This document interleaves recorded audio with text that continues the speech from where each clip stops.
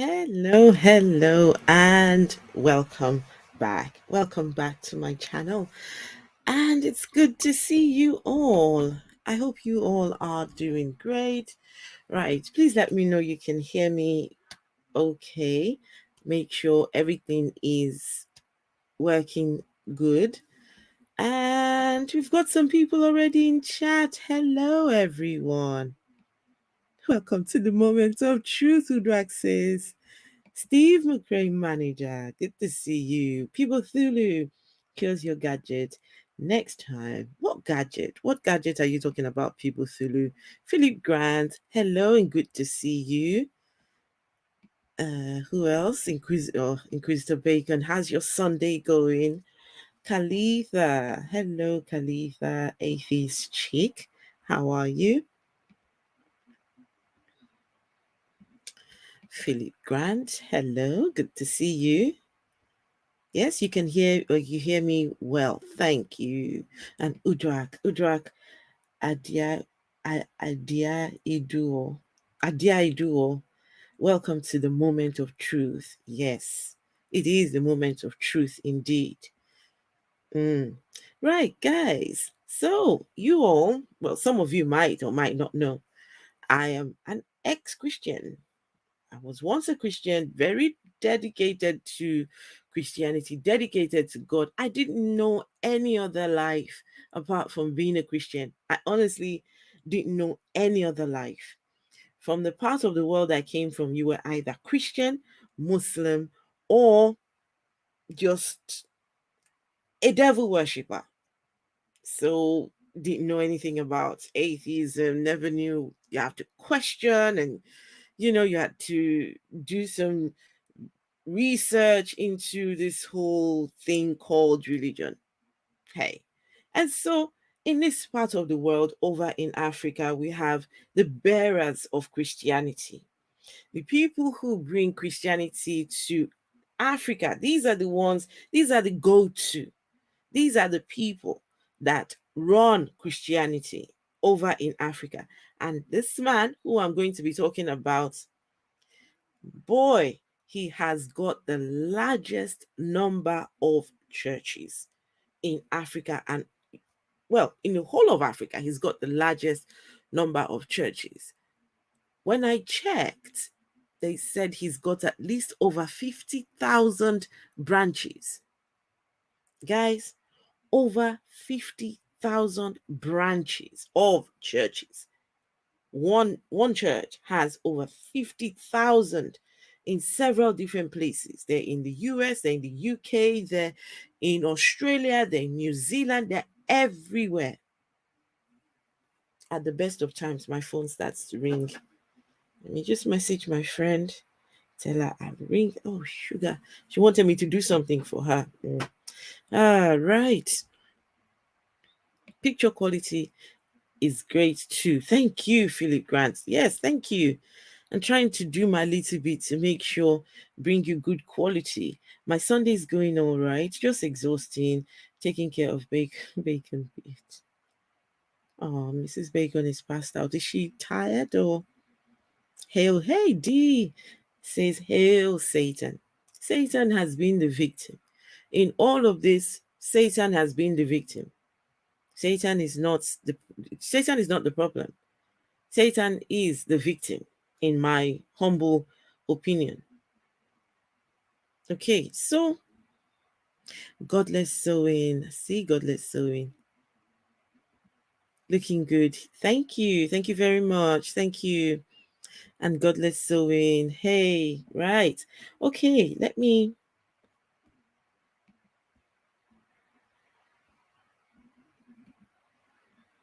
Just 1 second, guys.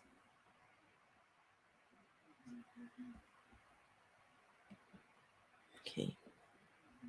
So before we get started with the video, let me tell you a little bit about this man. Let me share my screen here.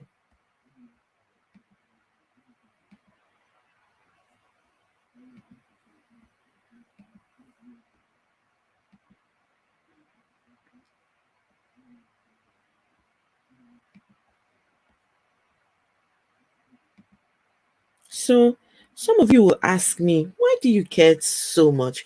You're no longer a Christian. Just give up and just leave Christianity alone. Right? But I realize that many Christians haven't got a clue. Many Christians don't know that they're being lied to every single day. Now, if they knew the truth, they would not identify with that religion, with that church, with that pastor, or whoever is lying to them. But it bothers me that these men who claim to be the people who bring Christianity to Africa have lied through their teeth. They just lie. Some of them, every time they open their mouth, a lie is about to come through. I once held this man in high esteem. Very humble, well spoken, just, very, he was a mathematician. He gave up mathematics to become a preacher of the gospel. Shows you how humble he is to leave that profession to do God's work. But he's lying to the people. Well, he has lied to the people. It's crazy, absolutely crazy. Okay, so this is an article that I found where someone is calling him out. They said, repent of your lies. God does not speak to you. Don't know about repenting, but I would rather he just say, look, most of the stories I tell you, they are made up. So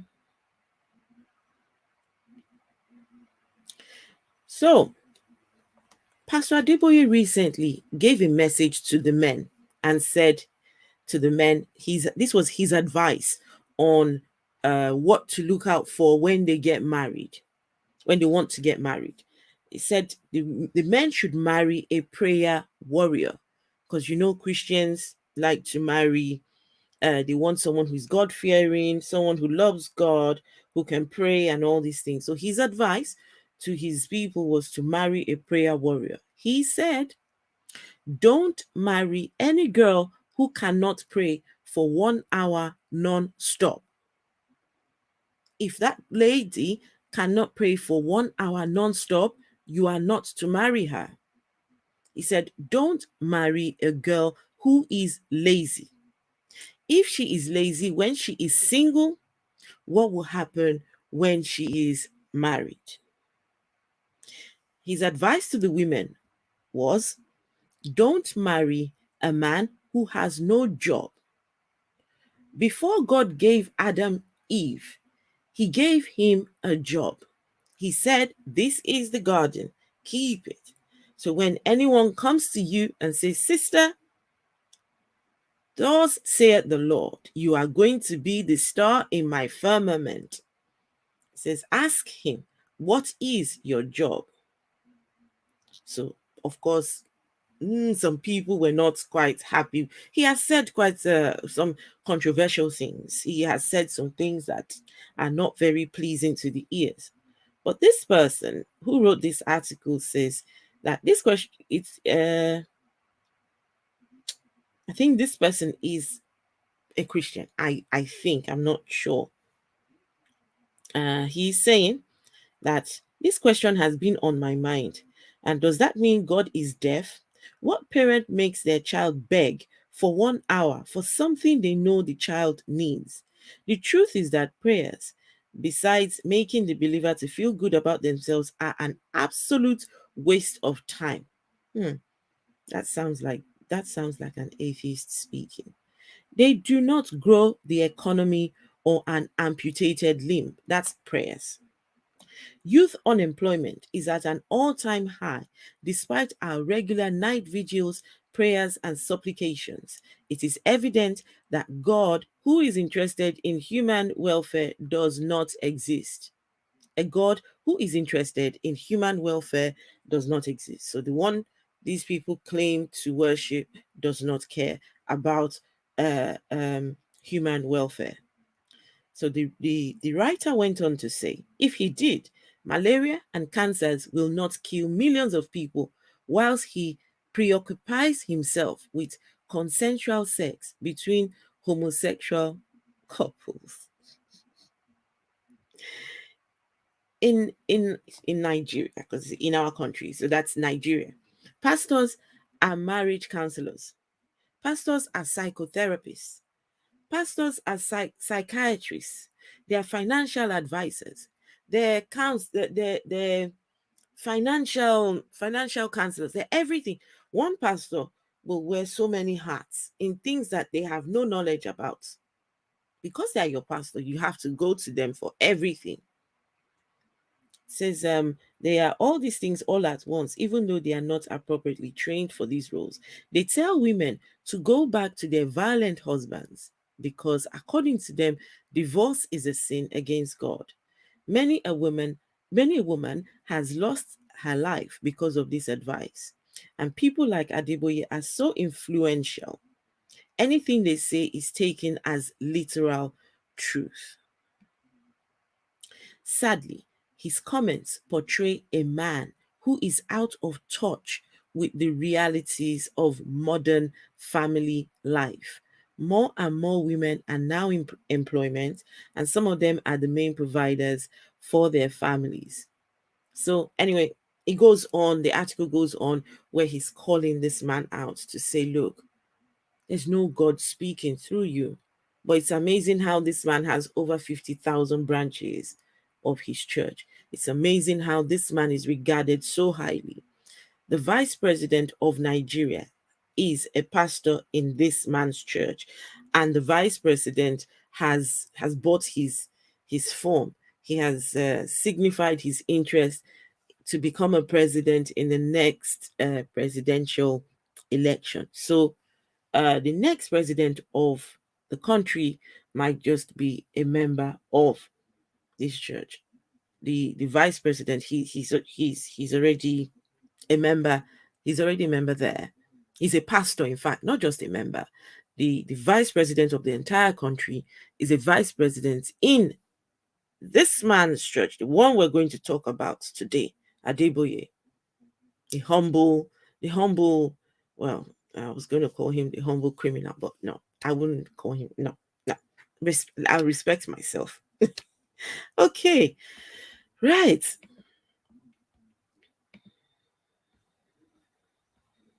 Hope I haven't lost you all. Surely sounds like an atheist. Yes, yeah, that sounded like an atheist. At first I was thinking, this is a Christianism, but right. Pastors don't use and are not trained in science-based counseling. Usually they're not. Okay, so guys, we're going to watch a couple of clips which I've put together. Pastor Adeboye is known for telling stories which he considers to be testimonies. Some of his stories are they I don't know what to say. You guys you'll understand when you hear some of these claims. He comes preaching, and when he's preaching, he tells his stories as part of his sermon to try and convince, to try and pass his message across, and to try and bring home the very thing he's talking about. But some of his stories, if you're thinking rationally, if your brain is clued up, you know that he's a fibber. This man is a liar. So, guys, we'll watch the clips, and at the end of this, I'm going to ask you all, what do you think? Do you think it's a lie, or do you think it's true? So, yeah, let's get into the lies of Pastor Adeboye.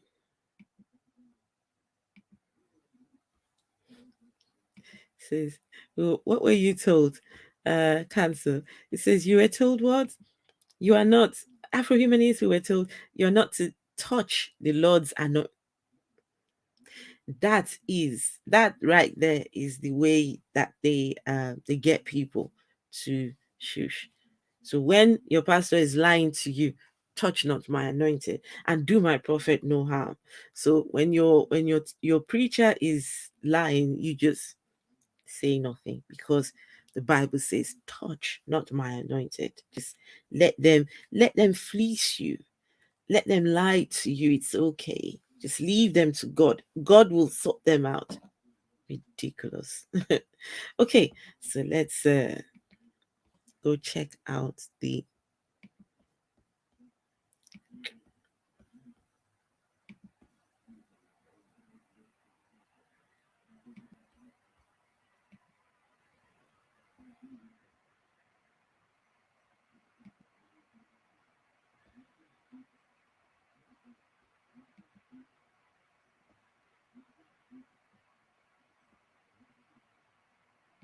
Okay, so guys, listen to these stories. And always remember that this man, when it comes to Christianity in the whole of Africa, when you mention names of people who are the gatekeepers of Christianity, his name will always be in the top 5. Many people wish to be like him. I watched a disturbing video recently. One young boy came up and said he had a dream and that Pastor Adeboye is God. Pastor Adeboye is God here on earth. And that everything Adeboye says from his mouth should be believed, because God has taken on the body of a man, and that man is this young man was dead serious. In fact, I think at the end of this, I will look for that video to show you guys. Some people believe that he is God on earth. Okay, so let's listen to. You will remember the story of a man called Brother Sam. That's how we refer to him. He was an illiterate man, young man. He couldn't speak English. But God filled him so mightily with power, with anointing. Oh, it was something else. On one occasion, they invited him to come and preach in a teacher training college, because they have heard about him. He told the people, well, I can't speak English, but well, when I get there, I will ask for an interpreter. When he got there, as soon as he opened his mouth, wanting to say, I can't speak English, beautiful Queen's English began to flow out of him. He didn't even know what he was saying. He spoke for 1 hour. And then all of a sudden, he saw people rushing forward to give their life to Jesus Christ, weeping. That's when he knew he must have preached in English. God preached through him. Brother Sam was so highly anointed that if you are sick and he lays his hand on you, he will describe to you step by step how the sickness is flowing down until it enters to the ground. That's what.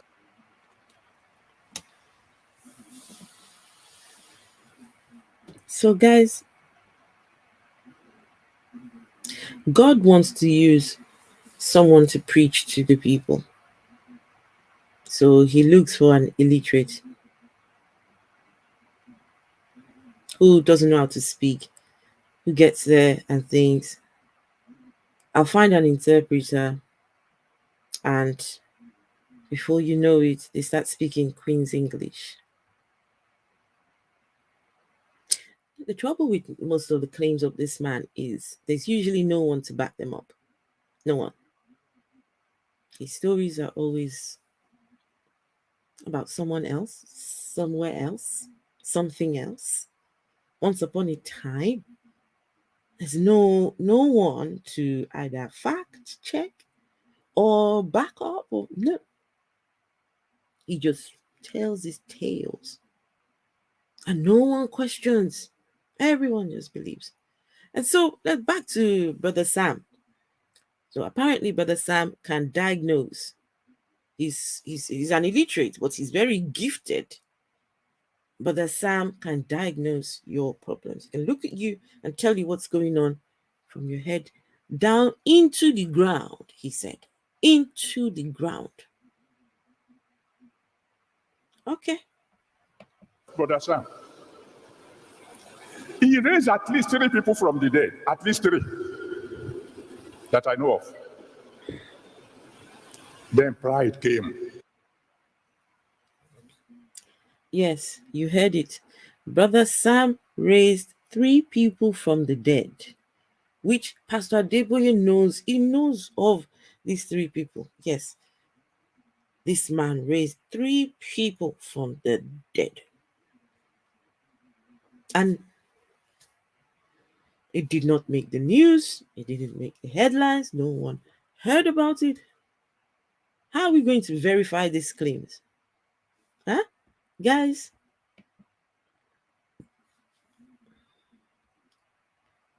How do we verify? Says, how dare you ask for proof? If you can't ask for proof, then how do you verify the claims of this? This man has millions of people under his care who believe his tales. He says, Bernard says it's the ultimate lie.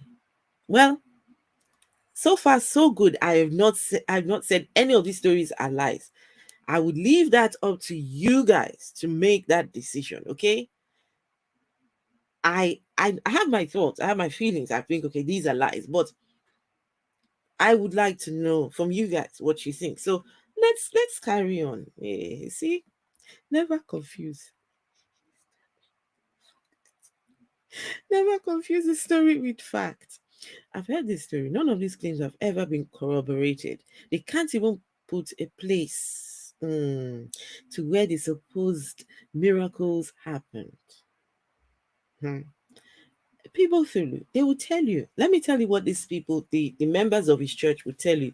Number one, they will tell you to respect his age. He's an old man. How dare you speak about him like that? Number two, they'll tell you to respect his anointing.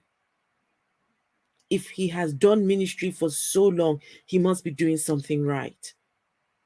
Number three, they'll tell you to respect the number of people he has. Just the number of people that this man controls. They tell you, you are nothing. You are nothing. Just go away. Just go away into oblivion and leave us be. We don't care whether he's lying. Just go. Okay, let's carry on with this story. Brother Sam, let us go for Bible study. So Brother Sam now starts to have a big who's head. going to preach? And they say, Brother so and so, he said, how many people are still raised from the dead? Brother Sam ended up in Arrow. He would have been one of the greatest men of God in the world. Something came. So Brother Sam ended up in Arrow because he allowed the power to get into him. He was overcome with all the wonderful things he was doing for God. You know, pride took over, and he ended up in a mental health institution. That's the place he calls Arrow. Arrow is a place where they put the people who have gone completely berserk. They just no remedy. They just put them there. Lost cause. Just put them there. So Brother Sam has made his way because he has allowed pride to get into him. And destroyed his destiny. Okay. Stand on your feet. Cry to the Almighty God. There was a man who was a great socialist. socialite. I think that's what they call it, socialite, here in Lagos. Very famous. So The party has not another started day, until he arrives. another day, another tale. Notice how humble he is. Notice how soft spoken. Just not taking his time. There's no rush. We need to feed these people with these tales. So Was that wonderful fellow.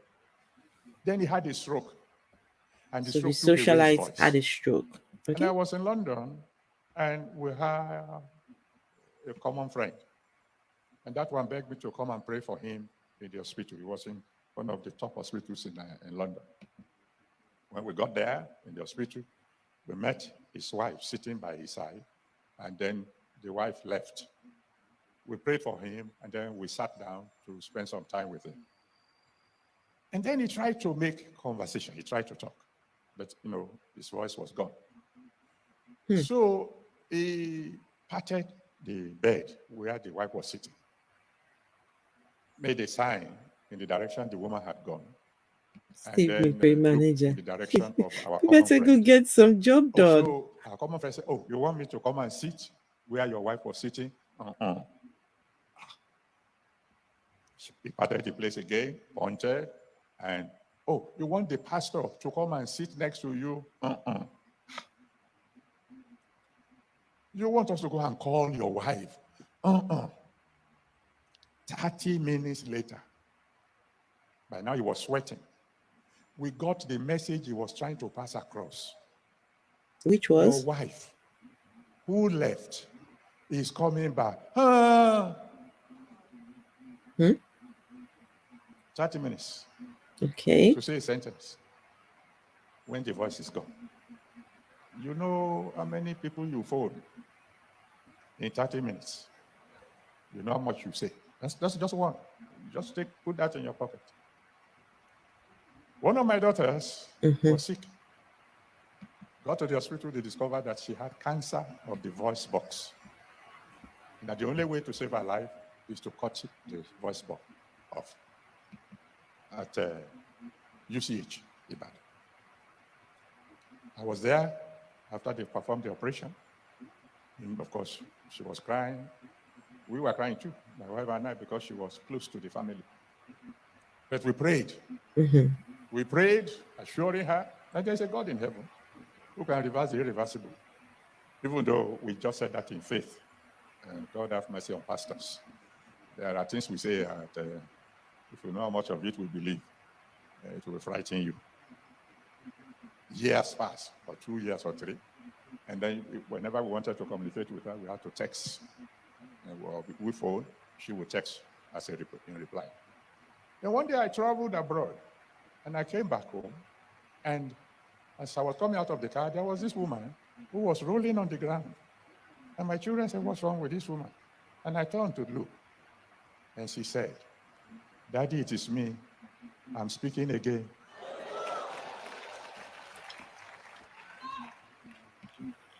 Remember the story I've told you again and again. So 2-3 years ago, this woman was due to be operated on, voice box removed because of cancer, and they prayed for her. Several years later, he meets her somewhere. She's rolling on the floor. "Daddy, it's me." And she's speaking. So, how is it the prayers they prayed 2-3 years ago that's making her speak? How have we removed the medical professionals that have made this possible? How have we minused the people who did the effort to make this woman speak again? Huh? Because he prayed for her 2-3 years ago. It's Adeboye. Yeah. The woman is rolling on the floor to greet him. Did she roll on the floor to thank the doctors, the surgeons, the people who got her, the nurses, all these people? No. These Christians don't give a hoot about the people who do the work into keeping them alive, into doing the research to ensure that they have a healthy, fulfilling life. Everything is either the pastor or it is God. Hey, what do I know? Of a woman who was in the city of Ilorin and had this peculiar sickness that whenever you switch on, Guys, brace yourselves, okay? This particular tale, guys, I'm not going to tell you whether it's a lie or not, but brace yourselves. This is good. This next story is good. Mm, mm, mm, mm, mm, mm, mm, mm. No, no, no. I need to take it back so you guys can enjoy the full benefit of this story. of a woman who was in the city of Ilorin and had this peculiar sickness that whenever you switch on electricity, instead of the appliance working, the current will be flowing through her. You know the story. You switch on the fan, instead of the fan rotating, the woman will be rotating. You switch on electric iron, instead of the iron getting hot, the woman will be getting hot. That was the situation when they came to call us. And I told her, because in the house where she lived, you dare not put on the light. Give your life to Jesus Christ, you'll be translated out of the kingdom of darkness into the kingdom of light. She gave her life to Jesus. We prayed a simple prayer. We switched on the light came on. We switched on the fridge began to work. Guys, this man has millions who listen to this bull crap. Can you imagine how many people are sitting there and listening to him? Not one single person can say, I call bullshit on this story. No, sir. Evidence. It's like you guys didn't hear that story. You guys didn't understand what is happening here. A lady is sick. Her sickness is quite peculiar. This woman in her house has appliances, which we all do. Whatever appliance is turned on does not work on the appliance, it works inside her. So if you turn on the fan, instead of the fan to rotate, she is rotating. If you turn on the kettle or the iron that's supposed to be hot, she's getting hot. If you turn on the air conditioning to cool the place, she's getting cold.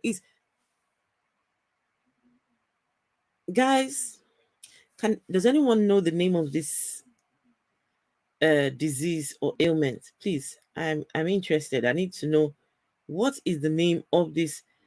Is it that they passed the wires from the circuit? I think I'll ask my son. He's training to be an electrician. I'll have to ask him, how does it work? How do you transfer that electrical function of these appliances to the human body? See? Maybe it's me who's just naive and doesn't know. Was in the city of Ilorin and had this peculiar sickness that whenever you switch on electricity, instead of the appliance working, the current will be flowing through her. You know the story. You switch on the fan, instead of the fan rotating, the woman will be rotating. You switch on electric iron, instead of the iron getting hot, the woman will be getting hot. That was the situation when they came to call us. And I told her, because in the house where she lived, you dare. Oh wow, look at that. Just 1 second. So Philip says, Afro-humanist, I had 2 heart attacks on top of each other in F, and stent placed in a blocked vessel, and I never once thanked God. I praise the doctors who spent years studying for their their profession, their craft, what they do. Philip, wow. Wow, what can I say? Thanks be to the doctors. It's nothing to do with no God. We need to thank the doctors. They're not thanked enough. They're not. We appreciate what they do.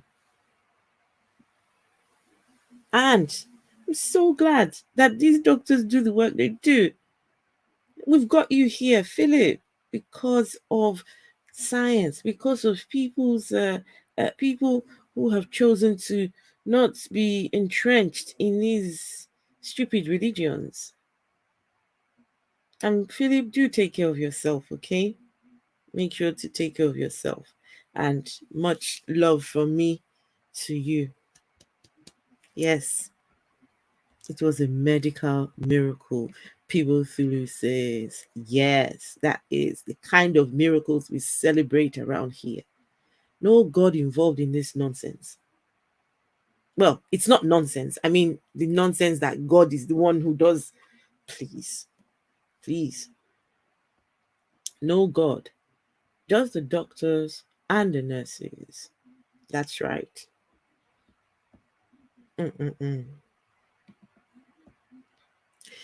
Over to this man and his Not put tales. on the light. Give your life to Jesus Christ, you'll be translated out of the kingdom of darkness into the kingdom of light. If you give your life to Jesus Christ, you'll be translated into what? Translated into English, French, Spanish, or what? We translate you. Okay. So this woman has this condition. And they go and call on Adeboye and his people. They come, they pray for her, tell her, give your life to Christ, you'll be translated. And automatically, she's healed. We have no name for this person. We have no place. We have no time. There's nothing. We just tales. Tales on the pulpit. No one's asking who is, so we can verify. Verification. Fact checking. Their brains are completely suspended. And yet, this man, no fail. This man told his members, any one of them who does not pay tithes, 10% of their income, will never make it to heaven. This man opened his mouth and said this.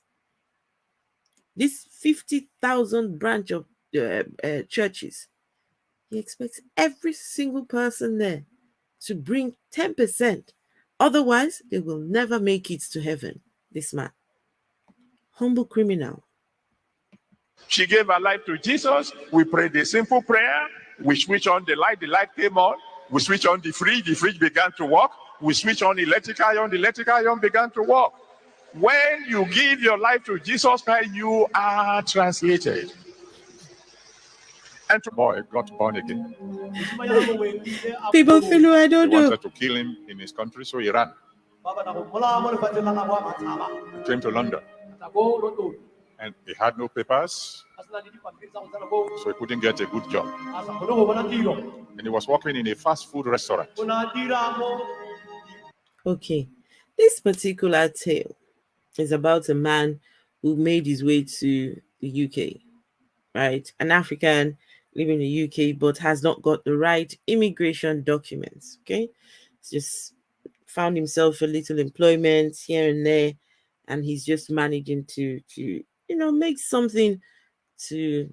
So anyway, it's actually a good story. It's one of the good ones, but I don't know. I am skeptical. I am really skeptical about this story. So, guys, listen to this story and let me know what your thoughts are. That he held on fast to Jesus Christ. One day, one wealthy Arab came to London. So a wealthy Arab came to London. Buy houses. Wants to buy houses. Was loaded with money. But his English was poor. And he didn't know the process of buying a house in London. So when he sees a house that he likes, We'll go to the fellow there and say, house, I buy.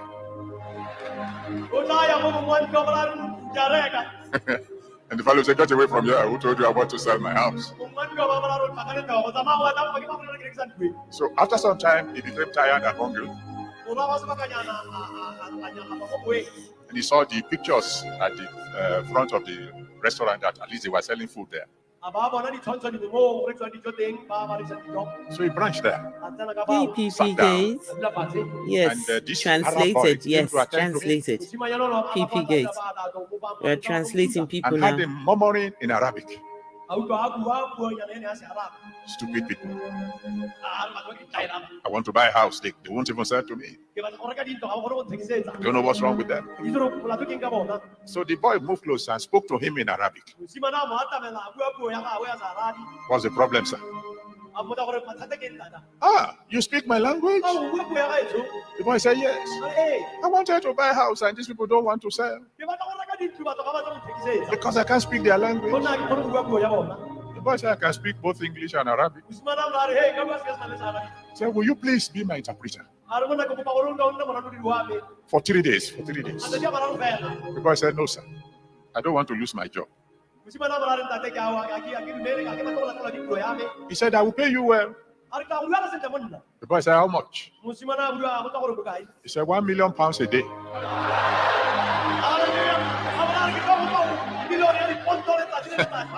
The boy said, don't go. Went to the owner of the restaurant. Okay. So a wealthy Arab comes to the UK to buy houses. This wealthy Arab somehow missed all the estate agents that are available, missed completely all the people. I mean, I think about a wealthy Arab. There are already wealthy Arabs here. They'll have connections. They'll have people they go to before they even come here. I'm just thinking, I'm sure that's the way it works. Well, I'm not a wealthy Arab. I'm not wealthy, so I wouldn't know. But imagine having all that money and you decide, I'll go and buy houses on my own. I'll just go to the house, go buy. And then you go into a restaurant to eat and you're moaning, these silly people, they don't want me to buy. Speaking in your language, Arabic, can you imagine? I want to buy. Foolish people, they don't want me. And then the waiter or the person giving you your food is listening in on the conversation and comes to you. And then the young man says, how can I help you? Says, oh, could you be my interpreter for 3 days? I'll pay you. Says, I'll pay you £1 million per day. Guys, do you believe this story or not? So I want to know so that I don't think it's just me. You see, guys, this is me and you. We're trying to make sense of these claims. Okay, so let me go check. Guys, what do you think? It sounds a little suspect. Mark Caesar, hello. Mark Caesar, how are you today? Hey, yep, a nice feel-good story. The rich business person was not smart enough to hire an interpreter before he came to England. What? People Thulu, go on the high street. That's all you need. You just see the estate agents. Just go on the high street. Go in town. That's all you need. You don't need to go moaning in a shop. So that a member of Adeboye's church can earn £3 million in 3 days. So all this old story is designed so that Adeboye's member can come to church and say, God did it. 3 million. How about some evidence? How about some bring the person forward to come and well, What do I know?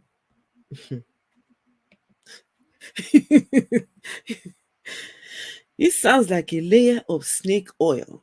Okay, right. You said it's not me.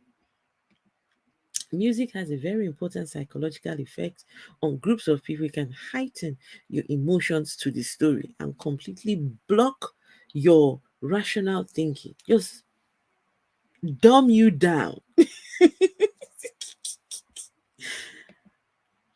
That story sounds like a coincidence story. Coincidences happen. Otherwise, what you proposed it sounds suspect.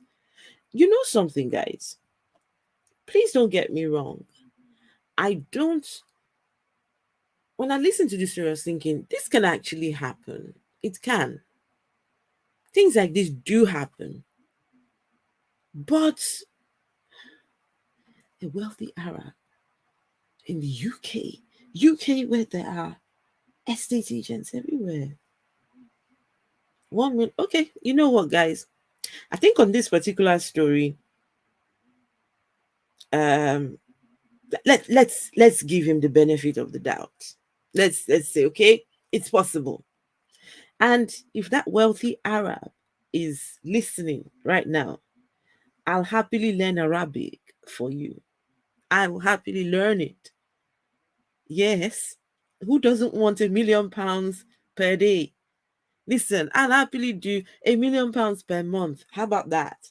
So if that wealthy Arab is listening, listen, just hit me up. Okay. Safa, does he demonstrate that a God did it? Philip Grant, did you say demonstrate? There's never any demonstrations with these people. They're only claims. Demonstrate? How can you demonstrate? You don't even verify this God exists and you want to demonstrate that he did anything? Mark says, if I earned $3 million, I wouldn't tell the church. Mark, this man has told his members that if you do not tithe, you will not make it to heaven. So, heaven is going to be the association of tithe payers. That's heaven. Heaven is going to be the place where the tithe payers converge. Can you imagine Jesus Christ coming back the second time and he starts looking, okay, where are the tithe payers? The people that gave me money, that gave me 10% of their money.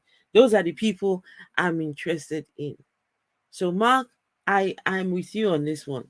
If I get that money, it's no way I'm telling the church. No way, because Adeboye would want you to bring, what's 10% of 3 million? That would be 300,000. Is it? Am I right? Am I right? Yeah, it's 300,000, right? Yes. I was saying, based on what you proposed, that story he gave sounds suspect. Okay, I can agree. Yes, things like this happen. However, the ones lucky enough for this opportunity generally don't going around trying to sell the story unless they peddle snakes oil. In my opinion, PP Gates, I completely agree. I wonder if he purchased his airline ticket. I don't know. I honestly don't know. I don't want to go to heaven and be surrounded by gullible fools. Oh no, me too. No thanks. No thanks. Okay, so let's carry on with these tales. Bye bye. We just joined the church. Papa called him. This is another tale on another day. And by the way, this man for some reason wears suits that stop. His suits stop on the what do you call this here? This is your that's your shoulder. This is your ankle. No, the ankle is down there. This is your wrist. What do you call this bit here? well, on your arm, yeah. His suits usually stop on the arm. I don't know why he dresses like that, but that's the way he likes to dress. It's all those of us who are workers. I said the church is in need of Elbow. money. That's it. Thank you, Mark. It's Seriously? elbow. Within a week, so every one of us go and close your account. Okay, guys, we're gonna have to work out whether this is true or not. Okay, there are many in this particular story. There are many parts and many moving parts to this particular claim. So let's start it all over again. He's talking about himself and his wife when they just started in this church that he is now the leader of. So this is when they just started the church. Okay. He's going to describe an event that happened when he started this church the first time. We just joined the church. Papa called a meeting. It's all those of us who are workers. I said the church is in need of money. Seriously? Within a week? So every one of us go and close your account and bring the money to the church. So we left. I closed my account. My wife closed her account. There wasn't much money there. Whatever was there, we closed. They just joined the church, him and his wife. And the leader of the church says the church needs money. And told them, the people, I don't know whether they were the workers or the church, he doesn't say. But the church leader tells the church, the people, whoever, they should go and close down their accounts and bring whatever is in that account to the church. Close it down. Everything you have. Can you imagine? Close your account because the church needs money. Hang on a second. I thought church was God's. I thought the church was the temple of God. Why can God not take care of his own business? Why does he need people to empty their accounts for him, for his work? What is happening here? So anyway, there are moving parts to this story. We're still getting there slowly. Who brought the money? Following Sunday, at workers' meeting, Papa said, thank God the need that we met. He said, but how many of you close your account like I said? I raised my hand. My wife raised her hand. And we look around. What's happening? Are we the fool? And God spoke to me. Son, you're not a fool. I allowed this to happen so that when I make you number one, nobody will be able to complain. God is a rewarder. So guys, after emptying their account, him and his wife, they go back to church with the money. Now the need is met. Now the pastor in the church asks, how many of you? So wait, after the need has been met, the pastor does not say thank you and I appreciate you all for coming to the rescue of the church. No, the pastor now needs to find out who emptied their accounts. Because we need to know how many of you are obedient, how many of you truly. Anyway, him and his wife raised their hands. And as it turns out, they were the only ones that emptied their account. Everyone else didn't empty their account. It's what he says next, Pastor Adeboye, that makes me think this man, very deceitful.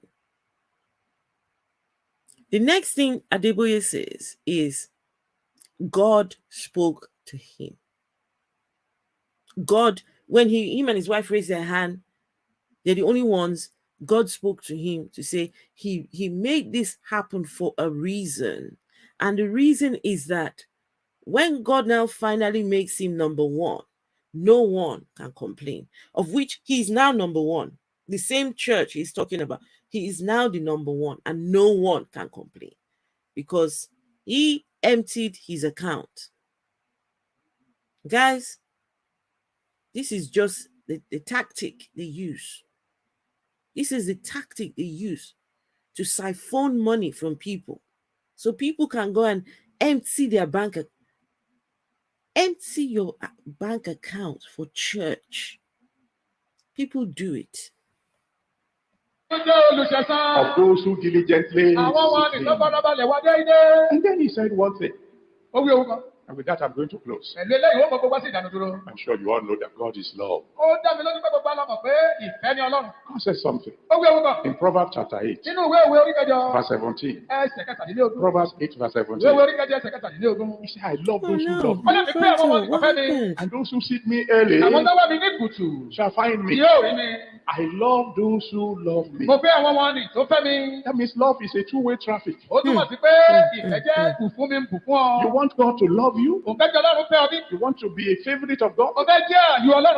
He said, you go ahead and love me too. Show it by your action. Guys, can you see the tactic here? He first told that tale of how he emptied his bank account, and God says, because you did this, I'll make you number one. Then goes on to start telling the people how they must love God and they must show their love for God. Because God first loved them. God gave his one and only son. So in return, these people must show God that they love. He didn't tell them to go and empty their accounts, but goodness gracious, this man is. This is the snake oil salesman pitch happening right here. Let me take that back so you guys can hear how he this is covert begging. And with that, I'm going to close. I'm sure you all know that God is love. God is love. God says something in Proverbs chapter 8, verse 17. Proverbs 8, verse 17. He said, I love those who love me. And those who seek me early shall find me. I love those who love me. That means love is a two-way traffic. You want God to love you? You want to be a... The Christian God is a two-way traffic. And full frontal. I'm so sorry. What happened to your oh God. So for 7 days you can't do anything. Is it 7 days? You're in YouTube jail. So sorry to hear that. Steadfast Baptist Church. Okay. See, I knew my folks weren't wealthy. I could see the church certainly was. Why did my parents give money to something that obviously did not need it? That's a good question, people, to lose. It's like giving the Catholic Church money. The Catholic Church does not need any money. In fact, the Catholic Church, someone said, if you liquidate all the assets of the Catholic Church, you will end world poverty. Hey Robin, hello, and how are you doing? How's your mom? Hope your mom is doing well. Hello, does he help his poor members with all this money? How will those people live? That's a good question. And I will tell you like this. Most of these African preachers, they open universities. They open churches. Sorry, not churches. Hospitals. They use the money from they've collected from church to build these things. But guess what ends up happening in return? The poor people in the church cannot go to these places, these schools they have built, these hospitals they have built, because they would usually build something that is nice, really nice, modern, and but only the rich can attend. Only the rich can go. Only the rich people's children can go to these universities. The poor people, nah, they don't cater for. And if they as much as build anything for poor people or give anything back, oh God, all the cameras would be there, social media would be there to capture everything, to see the good work they're doing. One preacher died recently. Very suddenly he died. He was as fake as they come. This one was fake to the core. There was nothing genuine about this guy. But in his death, oh my, everyone, oh, he was a philanthropist. Oh, he was so good. Oh, he gave money. He gave, oh, I can attest, he gave me money. Oh, I can attest. We went to a church program. He bought our tickets. He was so good. He's in heaven right now. In fact, I had a dream last night. He was in heaven. I saw him. He is in heaven right now because he's a philanthropist.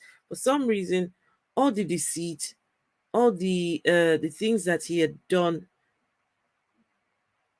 several people died in his church. The church was not built right, and the church building fell on top of these people. Till tomorrow, no compensation for those people. For some reason, after he died, he became a saint. So about these people, sorry, my sister messaging me about these people giving back to the poor. Favorite of God. You are Lord. He said, you go ahead and love me. Show it by your action. I have shown you by my own action that I love you. God so loved the world. He gave his only begotten son. So sorry, I was saying something about the Christian God. Very petty, very I love you, you must love me back. See, I loved you. You see, I gave you my son. Here. Even though they had to kill him, they killed my son. I allowed the killing of my son. And that's how I show you how much I love you. Love me as I have loved you, or else you get nothing from me, or else you don't come into my heaven, into my presence, into my everlasting, eternal, uh, eternal mansion. Tit for tat. Very petty, very useless idea of a God. He loves you. His love is dependent on your love for him. If you don't love him in return, oh God, you just forget it. Just for you love a being that you can't see. You just love thin air. Show love to thin air. Give it money. Give it adoration. Just open your mouth sometimes and pretend you're talking to it. That's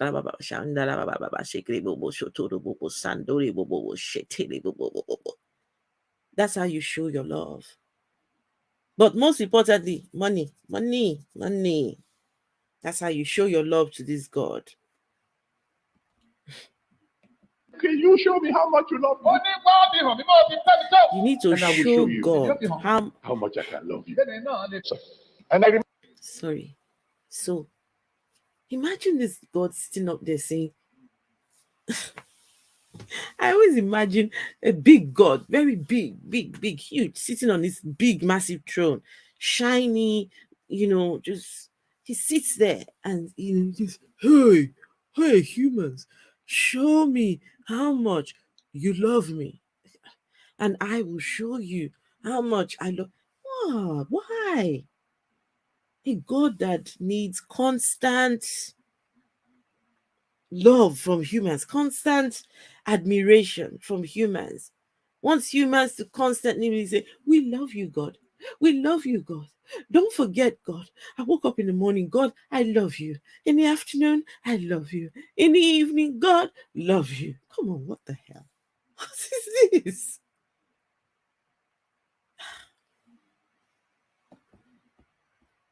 Guys, so it's a hustle. Hmm. God sacrificed himself for the comedy of errors he created. Guys, the next story, this next one you're about to hear, this particular one, this one, this one is dangerous. The title says, How My Desperate Prayers Caused an Earthquake. When prayers cause earthquakes. You would think that this earthquake happened for one very huge reason. There was trouble, there was something happening that would cause an earthquake. You wait and listen to what caused God to make an earthquake happen.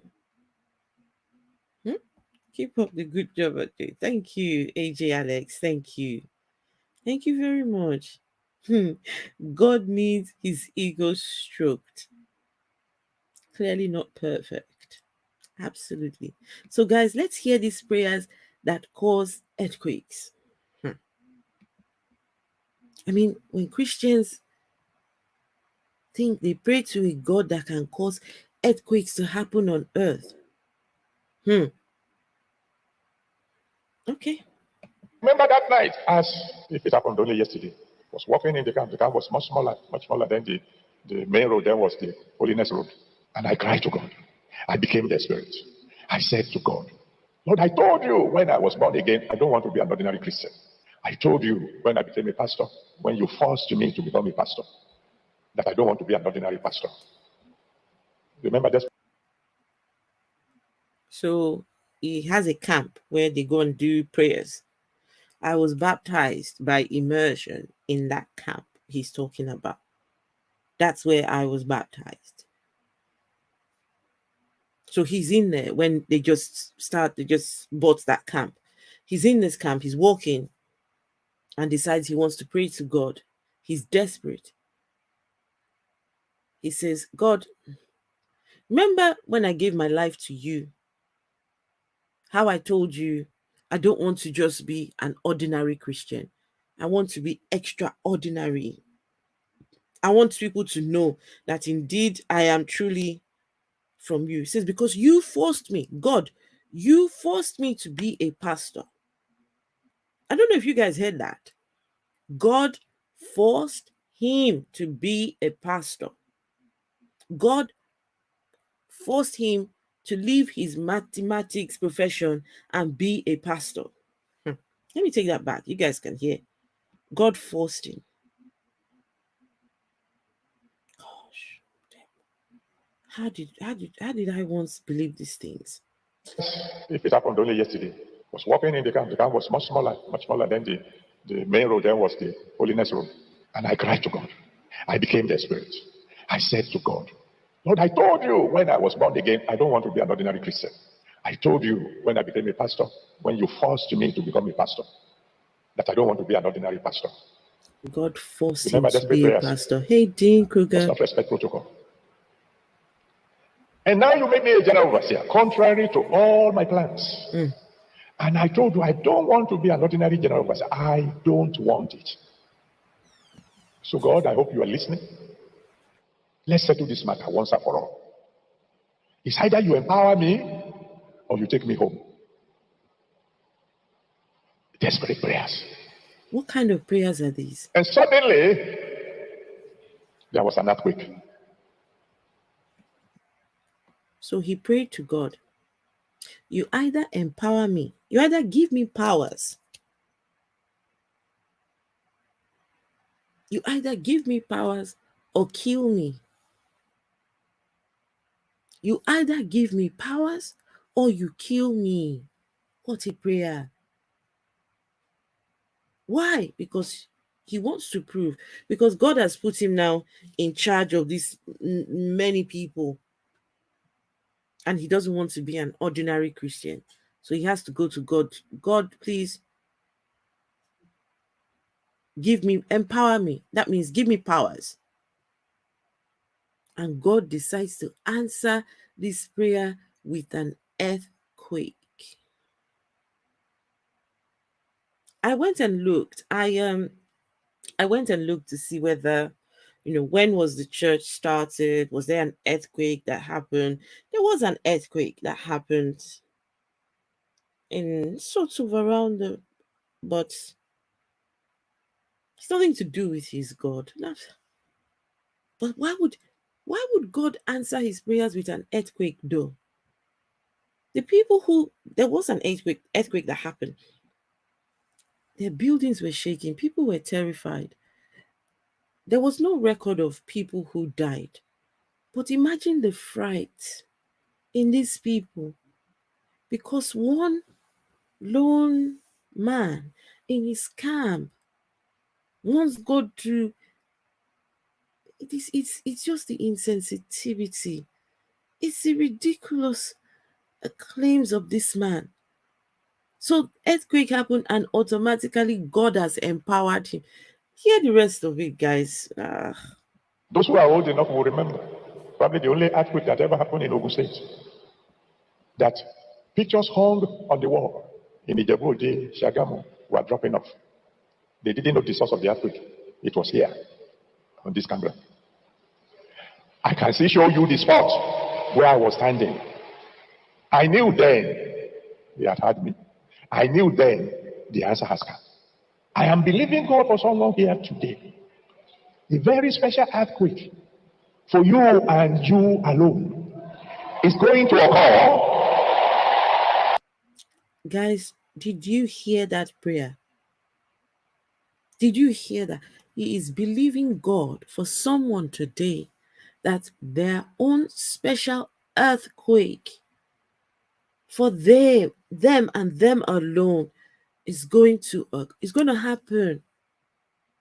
So all the members of this man's church, God will answer their prayers by earthquakes. Guys, the next time an earthquake happens, you better hold this man responsible. He's just said earthquakes for each and every single person. Does this man know what an earthquake is? Does he know how many people lose their lives in it? Well, I don't believe his God can do anything like that, guys. But it's just,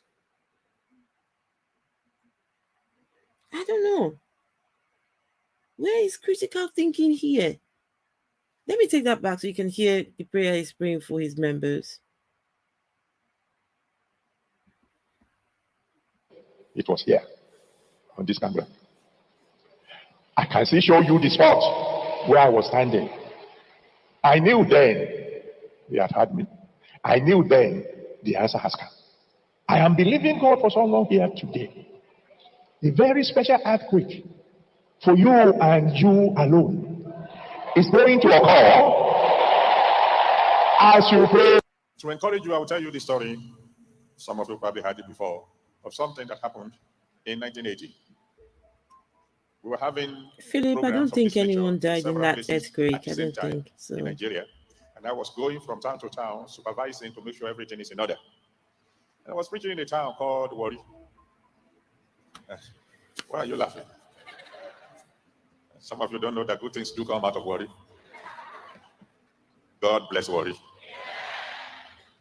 And as I was preaching, suddenly, with my eyes wide open, I saw what they call an open vision. Open vision. In that vision, I saw a young boy who was born blind, receiving his sight. Now, talking of 1980, you know how young I must be then. I wasn't quite as mature as I am now. So I didn't wait for God to give me the details of the vision before I jumped. I said, there is somebody here. There's a young boy, blind. God wants to open your eyes. Come quickly. Nobody moved. Gaslighting that I know what I AJ saw. Alex. I said, oh, baby, it's your son, and he's at home. Go and bring him quickly. I'll wait. God wants to open his eyes today. Nobody moved. And I know my God doesn't lie. So this one is another grandiose story. You know, those embellished. So he saw an open vision. I didn't know there were closed visions, open visions, covered. He saw an open vision of a blind boy in the place where he was, and he announced, does anyone here have a blind boy? Go bring the boy. God wants to open his eyes. And nobody comes forward. So in this open vision, right? Okay. Open vision. So I said, okay, I will wait for 1 hour after the service. Maybe you don't want to miss what's going on now. After the service, I'll wait 1 hour. Go home, go and bring the boy. Nobody moved. Very sadly, after 1 hour, I left worry for Akure. It was my next station. It's very sad thinking we had lost the miracle. We got to Akure late because I was waiting for that boy. And so somebody else was preaching by the time I arrived. And I sat at the back of the auditorium watching what was going on.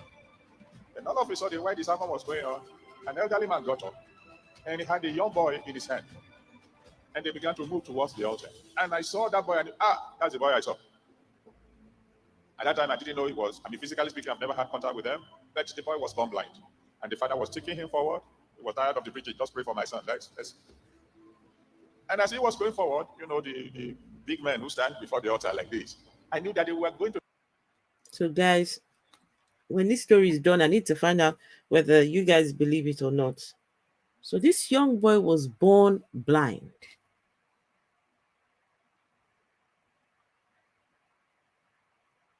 This young boy has never known sight, never known what it is to see. But God showed this Adeboye man a vision. A blind boy needs to receive sight. This young boy has managed up until this point to live his existence without sight. But hey, these people must give him sight at all costs. They didn't bring him forward, but they eventually found him where he was. And here comes the family bringing the boy, and Adeboye has seen him. The boy coming, knows, that's the boy in the vision. Here he comes, my vision boy. So To say, no, you can't go to the altar when the preacher is preaching. So they were about to move towards them. And so I began to run to say to them, please don't push them into the crowd. That is the boy I saw. That boy is about to receive a miracle. I was running, and the boy heard my footsteps and turned. And as he turned, his eyes opened. Nobody prayed for him. No human being touched him physically. But God touched him and changed his darkness to light. And someone register my presence. That's not first fruits. That is Happy New Year. I go there, then I come back again, end of January. So the blind boy finally locate the family of the blind boy, finally bring the blind boy to meet this man at the church where he's preaching. They're bringing the blind boy. He's going over to them because they're trying to stop the blind boy family from coming to meet him. He's trying to say, no, don't stop him. That's the boy I saw in my dream. He's about to receive a miracle. No. The blind boy heard his footsteps and turned back. As the blind boy turned back, the eyes popped open. Pop. Blind boy can see. He didn't even have to touch him. All the blind boy heard was his footsteps. You would think that they would bring the blind boy for us to see. You would think that there would be someone to come and verify. But no, what do I know? Christians will tell you, you don't have faith. You're faithless. That's why. You need faith to believe this. You need faith. Okay, so this next one now is another pastor who is singing the praises of our dear pastor over here, our Pastor Adeboye. He's his friend, his acquaintance, whatever, I don't know. From time to time, he goes visiting because this man is like his mentor. This man is he looks up to him. Gosh, you a pastor who has just how many numbers of people in your church, and this man has 50,000 branches all over the world. Of course, you want to be associated with him. So it's the claims, guys. The bullshit is about to start. Please listen to bullshit. It's about to God start. touched him and changed his darkness to light. Someone register my presence. That's not first fruit. That is Happy New Year. I go there, then I come back again, end of January for the first fruit. So I went to register my presence. And I remember something happened some time back. I went to see my father and they said I should wait. He's praying. We finished praying, it took rather long, and I'm very inquisitive. As I went to him, he was giving me his hand. Normally, I gave him my head, he prayed. And he said, I'm sorry for taking your time. Jeremiah visited me. Jeremiah in the Bible visited him. And they were talking. That's Jeremiah you have not finished reading. He went to visit Adeboye. Adeboye took a long time because Adeboye was busy. Eventually, Adeboye turns up and lays his hand on his head to pray for him. And Adeboye says, "Oh, son, I apologize. I was busy because Jeremiah in the Bible, the one who wrote Jeremiah, visited me." Guys, Jeremiah, out of the 66 books in the Bible, Jeremiah, God, I'm so sorry. The African in me just wants to shout, hey, Jeremiah in the Bible visited Pastor Adeboye. Okay. That's the excuse he gave to this other pastor to say why he took so much. Jeremiah, dead Jeremiah, who has been dead many, many, many, many moons ago. Jeremiah, listen. No. Jeremiah in the Bible visited him. I said, I don't understand. You see, it happens like that. Isaiah will come at times. Jeremiah could come. Paul could come. Jeremiah, you have not finished reading. When I went back, I sat down in the car. Jeremiah would come. Guys, Jeremiah, Isaiah, Paul in the Bible. See all the people who wrote the Bible books, they come to Adeboye. Isaiah will come. Paul will come. I said, what am I doing with my life?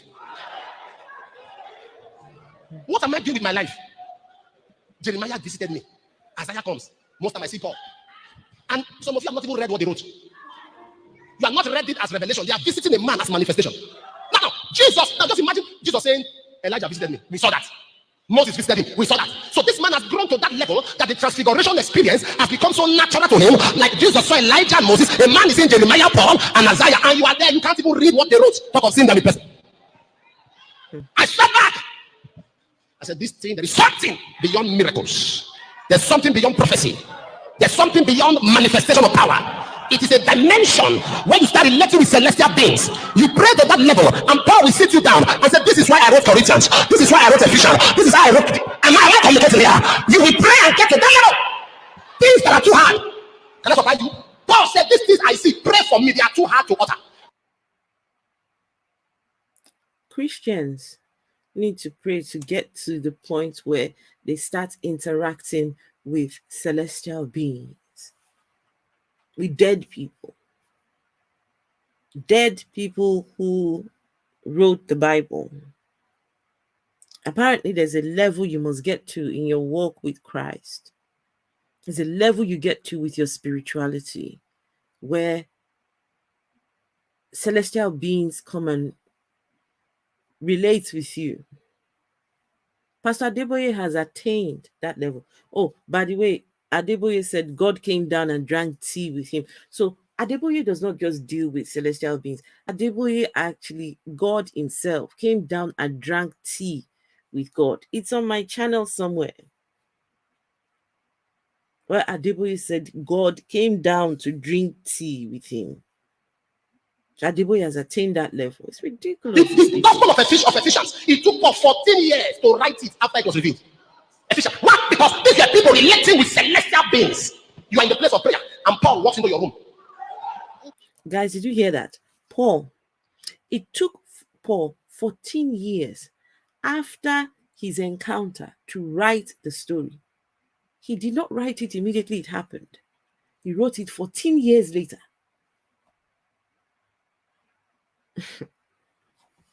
Paul in the Bible wrote it 14 years after the said event. I think he recorded the events in his memory, everything that happened for 14 years before putting pen to paper. Wow. And say, sit down. Let me explain some things about the book of Acts to you. Who will know it like the writer? Who will understand it best? And you are yet struggling with one cripple. All your dream is blind. All your dream is deaf and dumb. All your dream is a miracle. All your dream is fruit of the womb. Sir, there is something more than that.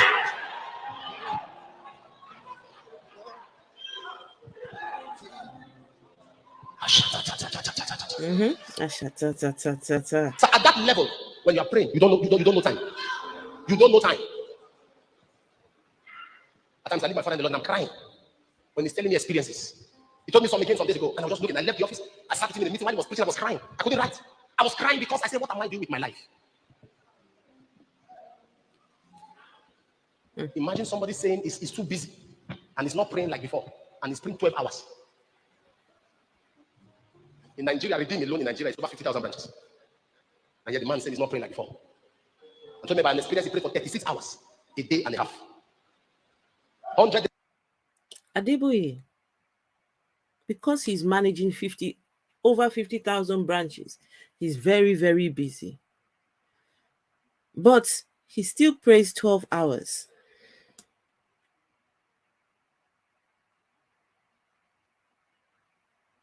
Adeboye prays for 12 hours. If you believe that, unfortunately, you believe anything. Adeboye prays for 12 hours. In fact, once upon a time, Adeboye has prayed for 36 straight hours. Lies from the pulpit. Adeboye prays for 12 hours. This fasting twice every year.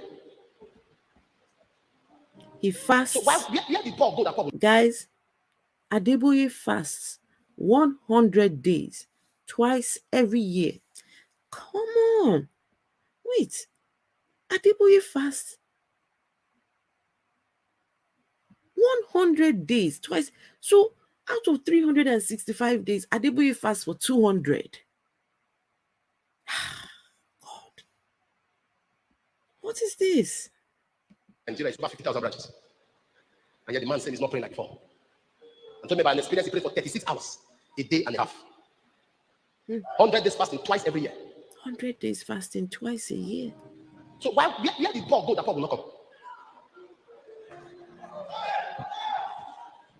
Some of you have not seen one thing. You are like me. You have not seen one gospel pillar. Some of you, the kind of things you are revelations are happening in Ananias Sapphira. People that are irrelevant to your life.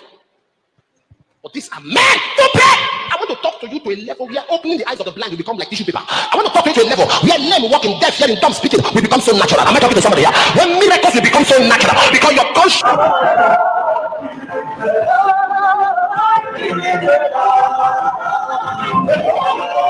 Okay, guys, this next video, this is just the members of Adeboye's church. He's just this guy is not in Africa. This is in the US. I think it was. I'm not sure. I can't remember the name of the state. So Adeboye had gone to this place to go preach. He's finished. This is where he stood. It's the pulpit. He stood there to deliver his message. Now he's gone. But the members of the church, they've gone to the place where he was standing to deliver. Look at them. They're praying, worshiping. at the spot where Adeboye, that's to tell you how this man is revered. Africans love their religious leaders, even the ones that lie to them. This man has been known to sit on chairs. People go and worship the chair. Now this is over in the US. They're worshiping the ground he walked on.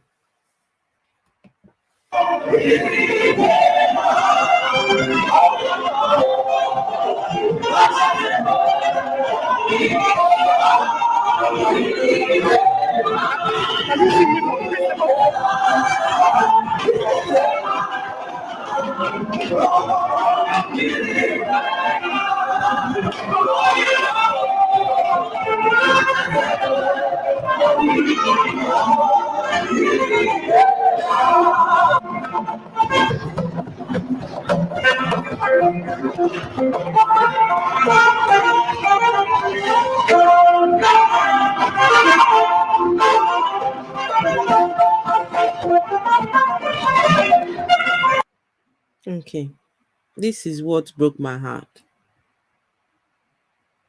This one broke my heart.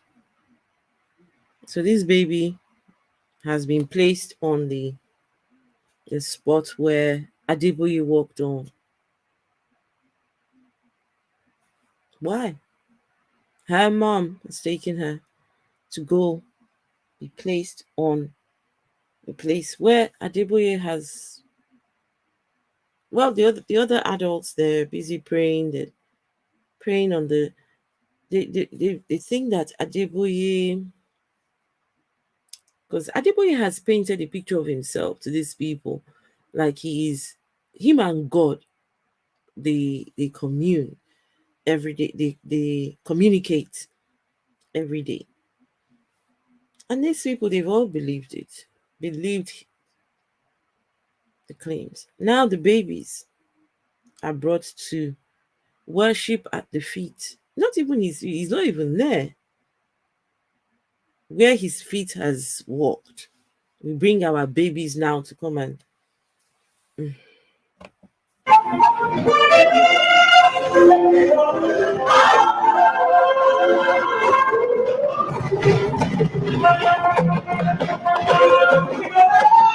Hello there.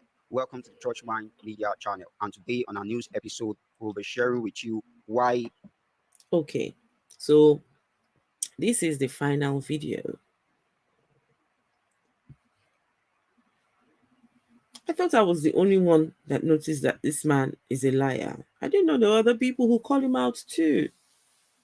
I didn't know there were other people who can smell, they know that this is bullshit. But this is another church. This is another church that Adeboye said something derogatory about the church. And they weren't happy. How dare you? Who do you think you are? We don't care if you have all the thousands and thousands of everyone respects you and you're the humble servant and humble this and that. But you lied. He lied against their church. And the man particularly said because he spoke against their church, he has to call. If he had spoken about any other church, well, it's Adeboye, it's another day. Here we go. A CCC prophet blast Pastor Adeboye over a scathing remark about the church founder. You want to know more? Follow us. So what really happened was that there was a message purportedly delivered by Pastor Enoch Adeboye, the general overseer of the Redeemed Christian Church of God, during which he made a scathing remark about the founder of the Celestial Church of Christ, Pastor Samuel Oshofa, which has drawn the anger of the CCC prophet.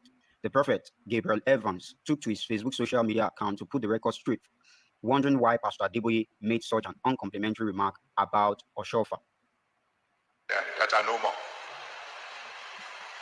or that they are no longer what they used to be. There was a time in this nation, Nigeria, there was a proverb that if you go to Celestial Church, you will see the glory of God.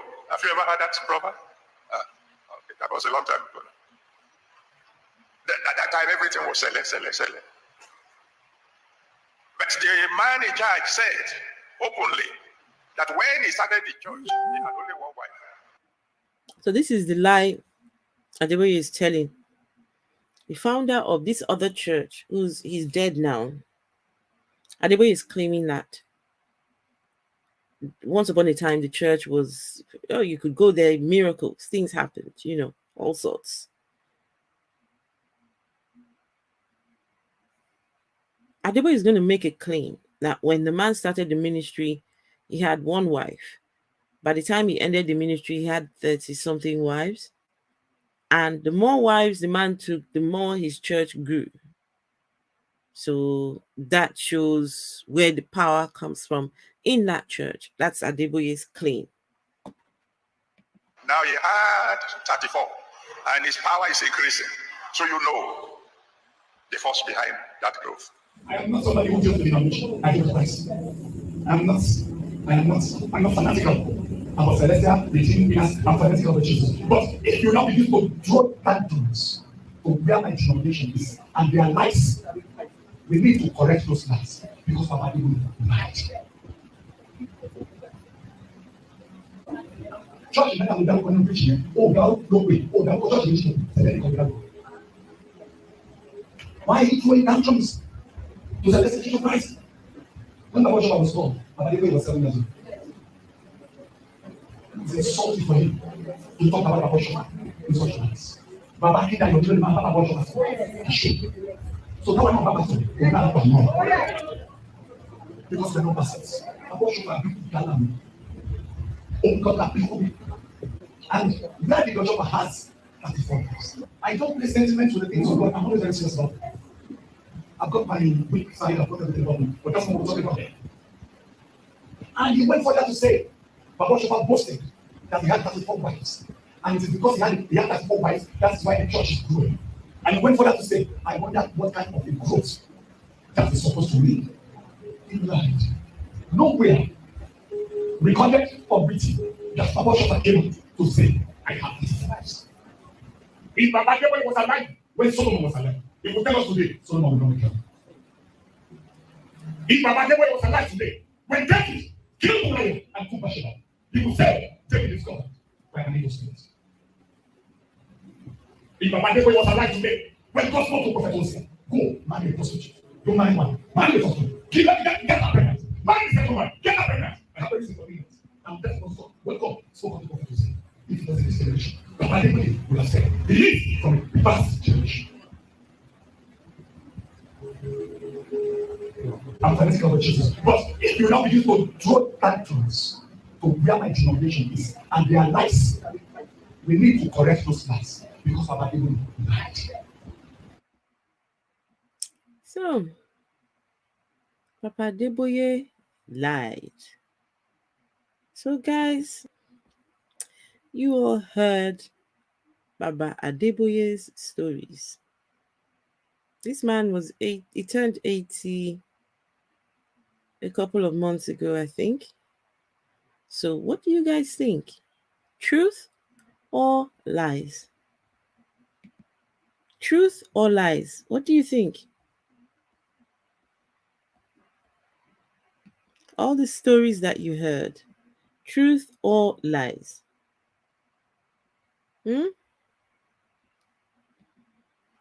Is he claiming that from the grave? Oh, the church is still there, but Adeboye said that the man has, by the time he died, he now had 34 wives and his church was growing. So Adeboye is rubbishing the church, saying that their power comes from the man's sexual prowess. The church, the growth of the church has come from him, marrying many wives. But Adeboye has stuck with his one wife all these years. That's why his own church has grown so much. So, guys, lies or truth? Here we go. Mark Caesar says lies. People Thulu, he's been using his gift of the gab for quite a long time. He has. Philip Grant says lies. Beach, lies. PP Gate, lies.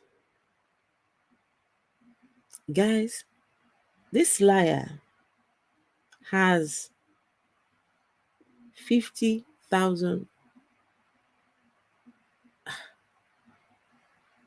at least 50,000 branches.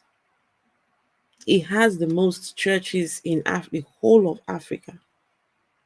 His church is all over the world. And he has said he is going to build a church within 5 minutes distance. 5 minutes. From one church to another church will be only 5 minutes. All over the world. That's the goal. So, Redeemed Christian Church of God, any country you are, any country, any of you are listening to me, there's a Redeemed Church there. There's a Redeemed Christian Church of God in nearly all the countries of the world. This man, apparently, he prays every day. He prays. They say he prays for 12 hours. And that's not even enough. Because there was one time he prayed 36 straight hours. This man has lied and lied and lied. And unfortunately, if Adeboye is a confirmed liar, then what does that say about the others that are not even worth a lot? What does that say? All the other pastors look up to him. They want to be like him. Did you hear that other pastor who was talking about Adeboye? That one said he goes to Adeboye to go and mark. It's like marking attendance. It's like paying homage. Every first of the year, he will take things to Adeboye just to wish Happy New Year. He is so revered. Most of the people in the church, they're not here. They're probably listening. But if the people from his church were here listening to me now, we get pushback. How dare you respect your elders? Don't you respect the age? I am supposed to respect someone who lies to me. I don't care how old you are. I don't care what title you have. I don't care what degree. If you're a confirmed liar, you are a liar. We're not sugarcoating nothing. Adeboye is a confirmed liar who has managed to lie his way to being, he's worth many millions, this man, on his lies. Let's hope so. But that would make, what are you talking about? The Afro-humanists, when this man dies, there will be a power struggle for the church and it will splinter into many factions. Steve McRae manager, I think nearly all his children, he lost one child recently. One of his sons died suddenly. All his children are all involved in ministry somehow. His children are his son. His son is his personal assistant. Very rude person, rude individual, doesn't know how to talk. He's so, you know what? I will do a live stream on Adeboye's son. So you can see these people they call pastors' kids. Some of them know what's really going on. And they take advantage of people. This guy, he's so rude. Rude to people. He just disrespects anyone. Recently, he made some, Adeboye's son. So all his children are involved in the ministry somehow. So I think he's preparing himself in advance for when you have your son as your personal assistant, your daughter is involved in ministry, your daughter-in-law is involved. So that's it's all a family business.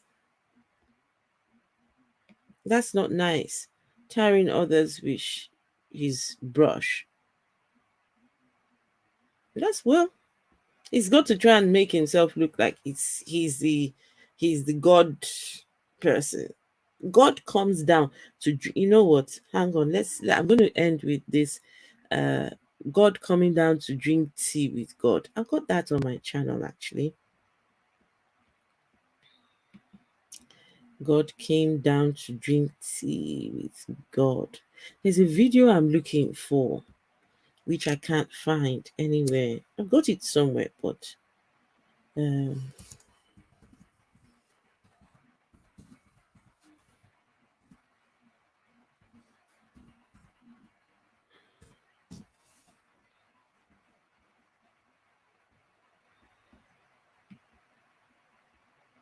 okay.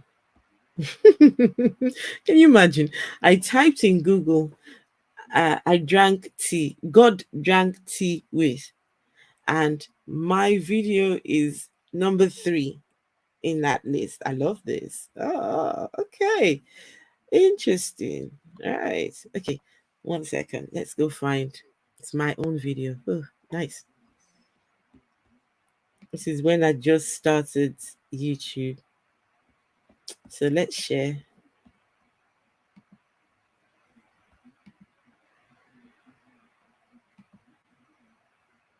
God is an Englishman after all. Is he English? Okay. God is English. Right. So let's.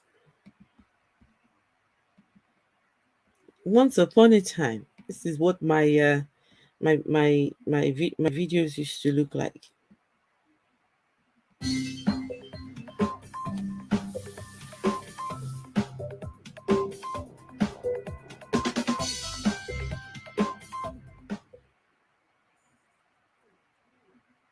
Hello and welcome back. It's the African Humanist. Right, so the man you're looking at made a claim that he drank tea with God. So God came down and drank tea with him. Now, this man has the largest number of churches in Africa. His church is, well, the last time I checked, I'm sure they said they had over 40,000 branches. And he is one of the founding fathers, not founding, but he's one of the patriarchs of Christianity in Africa. He made this claim. Now, I'm going to let you decide whether this story is true or not. Okay? So listen to his claim of drinking tea with God and let me know what your thoughts are, whether this is a true story or not. Thank you. I was in Ilorin years ago. We're having breakfast.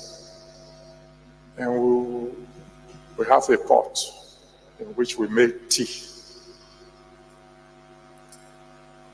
I think, if I remember correctly, there are 5 cups in that pot. My wife and I, usually is the one who will finish his first 2 cups, who will get the final one. So I took 1 cup, she took 1. So, guys, God came down, drank tea with him. So the evidence is what you're listening to. Him and his wife usually in the mornings will have breakfast. But guys, don't forget, this man prays 12 hours a day, but he still has time to eat breakfast. So him and his wife. So in this pot of tea are 5 cups. So his wife will have 2 cups of tea. And I think he would have 3 cups. Because if there are 5 and there are 2 people, it's split. Wife takes 2, he takes 3. So okay, I'll let you guys decide whether truly God drank tea. Okay. I took 1, she took 1. And I picked the pot to take the 3rd one. And the pot was empty. I looked at her. I couldn't remember when she took the third one. What happened to my tea? And I heard the voice of the Lord. You don't have to believe me, all right? Loud and clear. I said, son, when you prayed, you invited me to join you. Ah.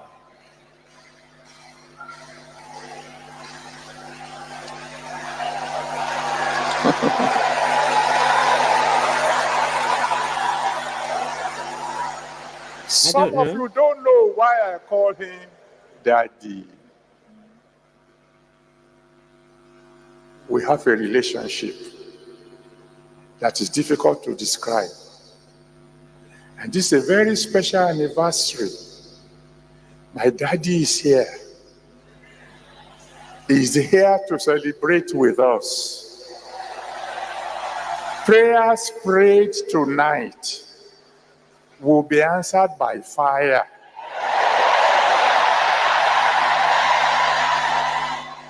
I want you to write down quickly your prayer points. Because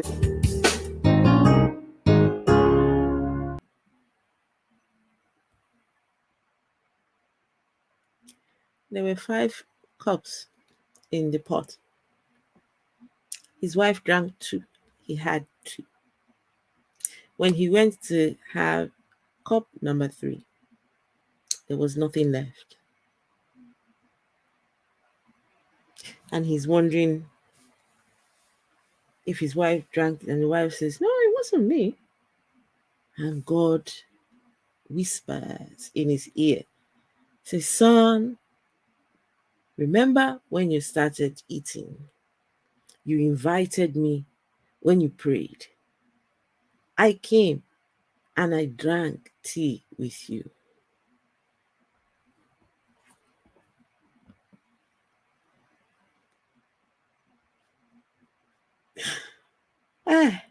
Guys, this video is before the Afro-humanists became the leader of the Illuminati. How can you prove that, sir? AJ Alex, guys, did God drink tea with this man or not? There's a video I'm looking for. Guys, just give me 1 minute to find this video. It's just been... Just give me 1 minute to find this video.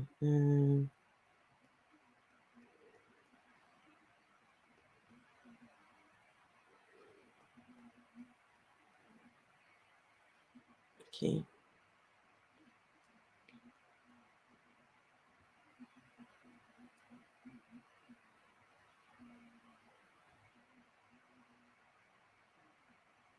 That video used to come up, but for some reason it's gone missing. It's just disappeared. I'll find it. Just 1 second, guys. We will find it.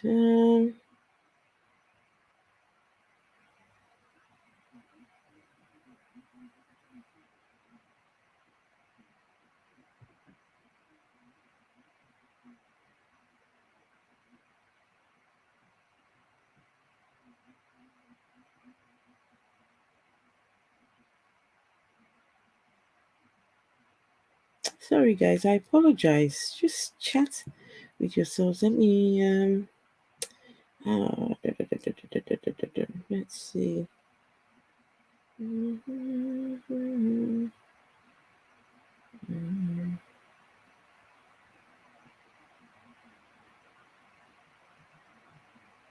I've got that video somewhere on my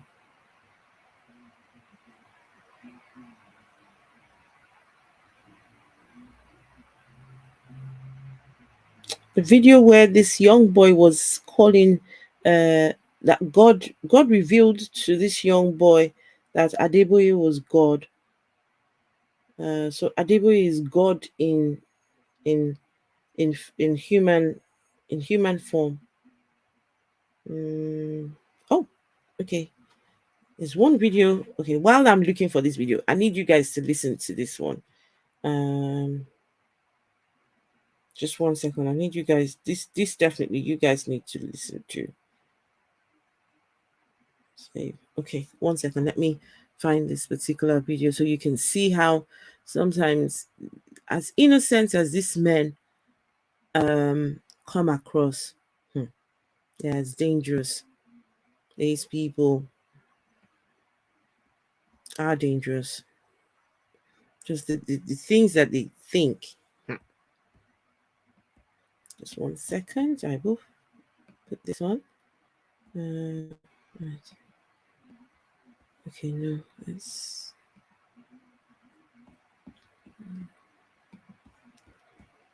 share screen.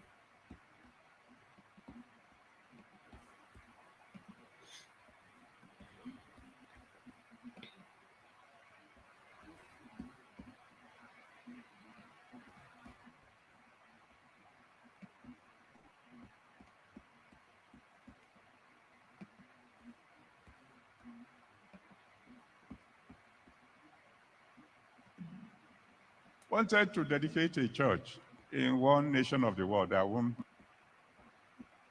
We wanted to dedicate a church in one nation of the world. I won't mention the name because the whole world is listening.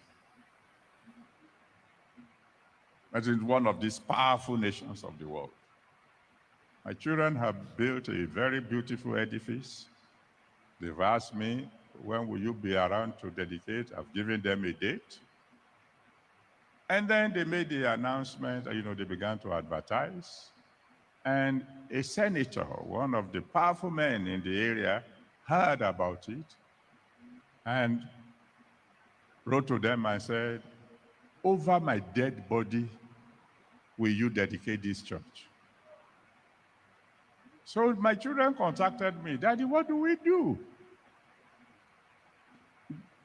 Do we postpone the date of the dedication? Some people are suggesting that we go to court.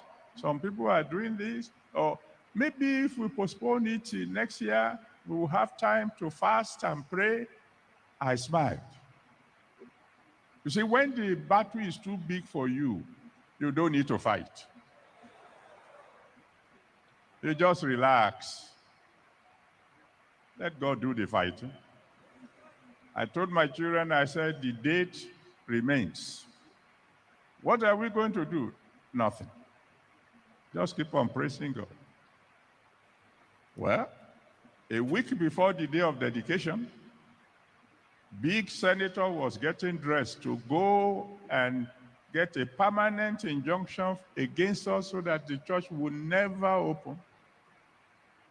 And as he was getting dressed, he had already put the left leg on the left side of the trouser. And for one funny reason or the other, he puts the right leg also in the same something.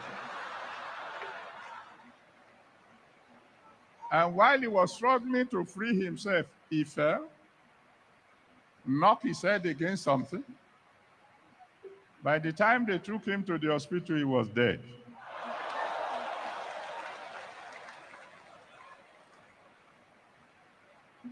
Somebody said, Pastor, you mean you killed him? I said, no, I mean, he said over his dead.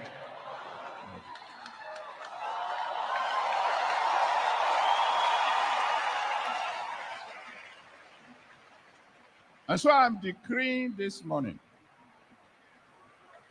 all those who say you will not reach your goal, you will attend their funerals. We wanted to dedicate a church in one. All those that say you will not attend your goal, you will attend their funerals.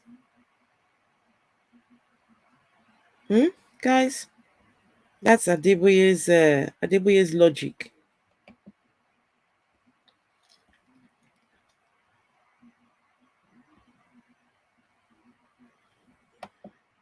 Yeah, he likes those suits that stop on the elbow for some reason. Sounds like Florida man dies putting on his pants. Could it be that? Because he didn't mention the name of the city. Apparently, whoever this man was that died, Adeboye was about to open one of his 50,000 branches. And this senator says, no, we're not even going to ask. What was the reason why a senator or councillor, whatever he called it, has said no to Adeboye's church being open? No, we're not going to say, God, the senator or whatever the man, whoever the man is, said over his dead body. And God heard it. Guys, just 1 second. I'll find this video. It is in my thing somewhere. I'll find it in a minute. You guys need to see it.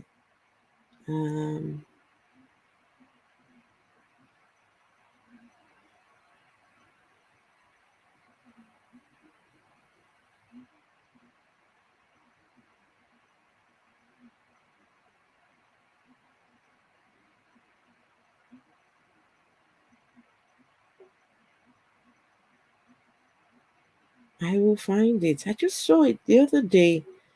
For some reason, can't see it no more. Just 1 second.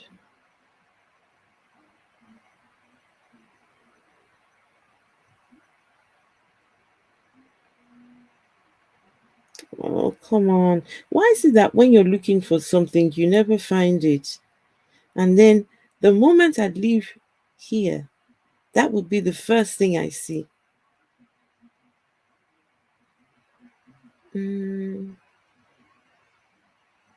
Okay, you know what? Guys, okay, there's 17 of you here. Right. While we're doing that, since you all are here, let me look for some other videos while I'm looking for this particular one. Just 1 second. Jesus Christ. The best of times when you're looking for something, you can never find it.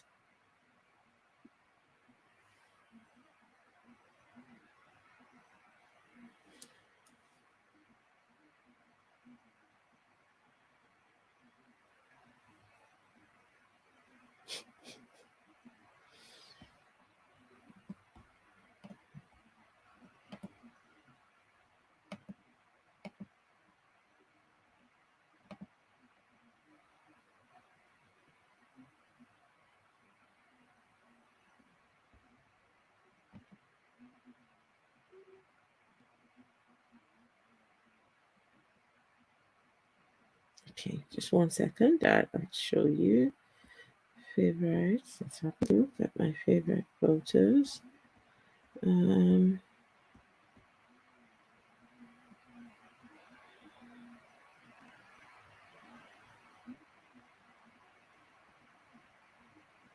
is it now? The video I want to show you before. I have to go looking for. What's this one here? What video is this?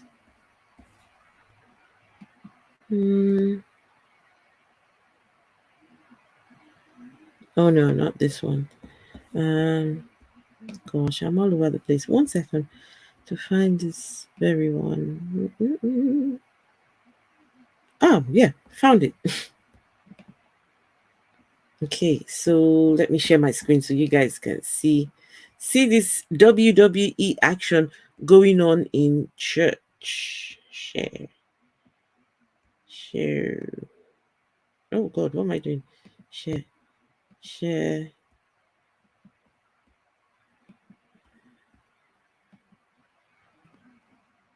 Wanted to dedicate a church. No, not this in one. one nation of the world. Not this one. Not this one. Not this. Not this. This one here. Okay. Share. Guys, you guys would love this particular video. You guys would love this. Okay. So This is a woman in church who has been told,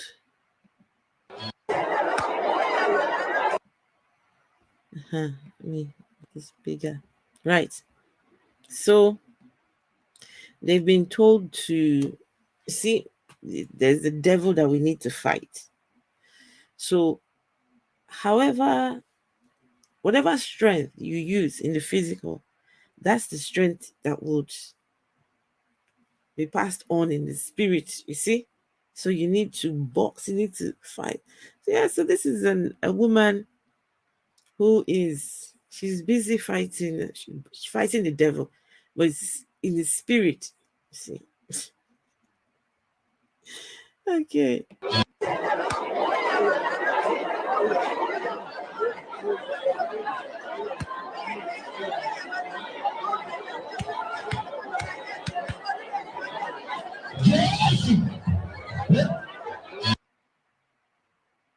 Hmm?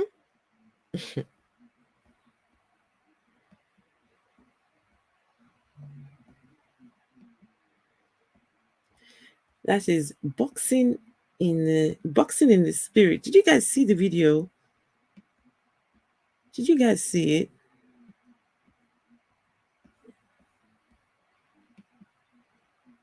Said he was fornicating? Oh, really? Oh. Okay. Guys, just give me 1 minute. Just one shit, I need to find this video. I'll find it. It's here. It is here somewhere.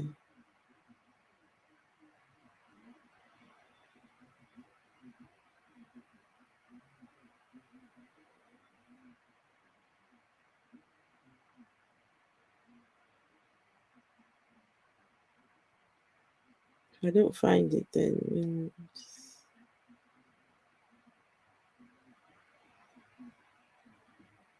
I saw the video the other day.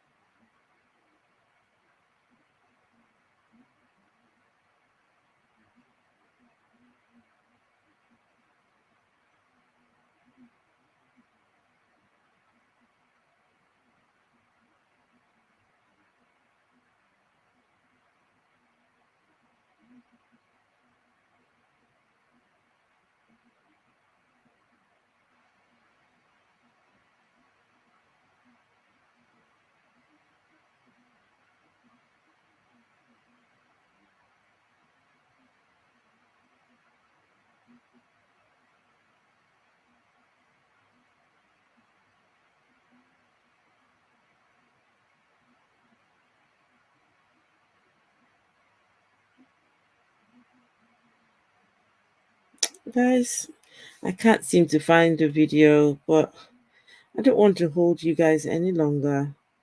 I've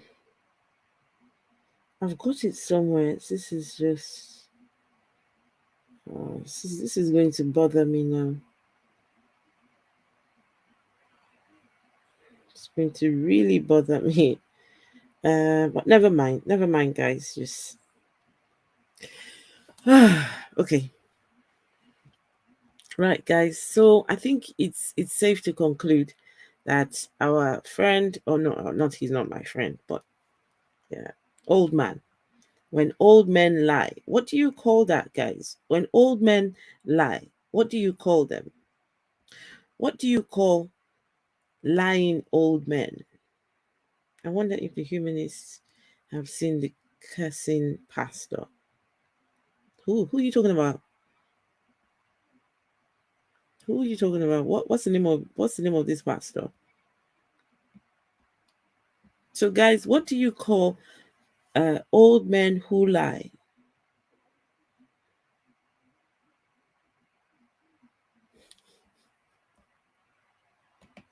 Mark says I call it granddad.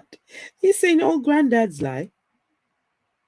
Is that what you're saying? That all granddads lie? Ah, I don't think so. Not all granddads lie.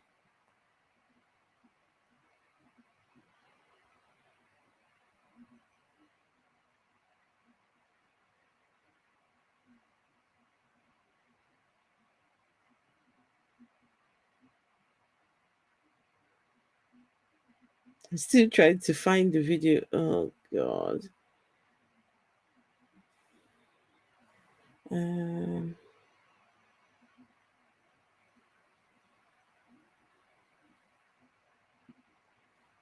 lying old man.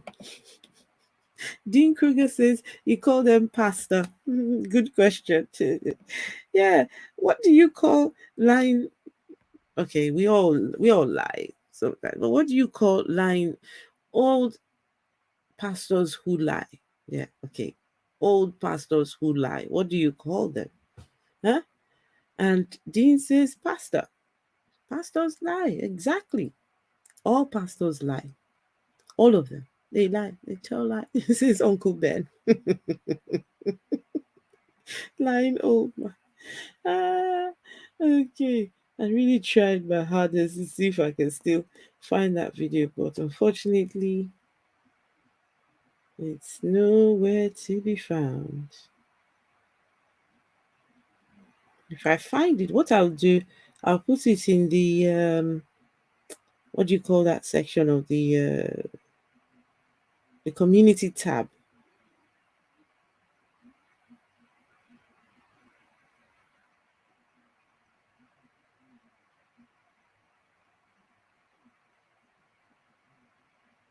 No, that's not it.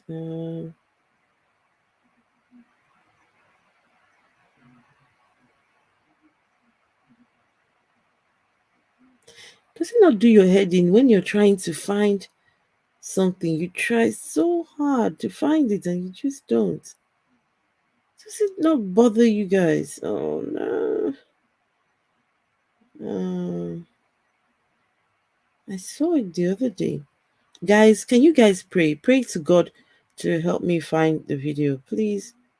Please pray to God. God will answer you guys.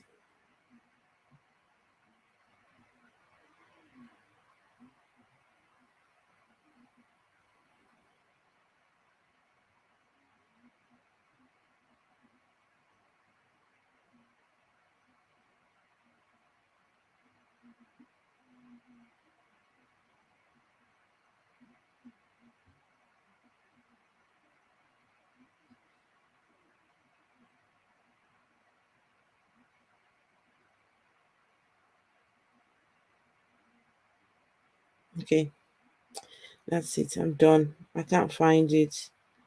It's here somewhere, but for some reason, I just can't find it. So we'll have to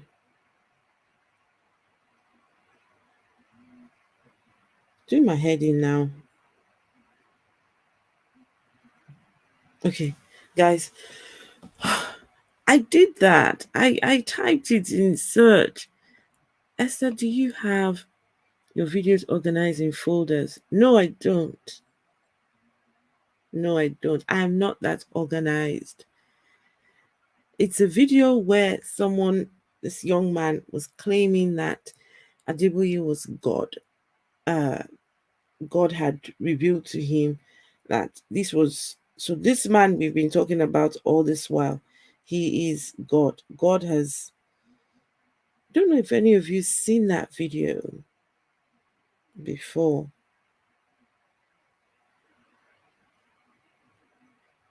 Um, hmm, okay, let me look in might just find it somewhere in a different file.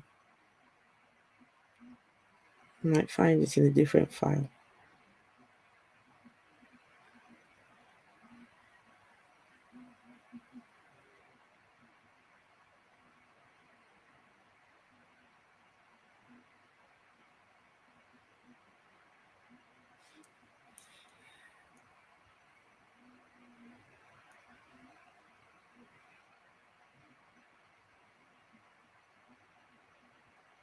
It's usually never hard to find videos unless I've deleted, but I doubt it. I don't delete precious things like that.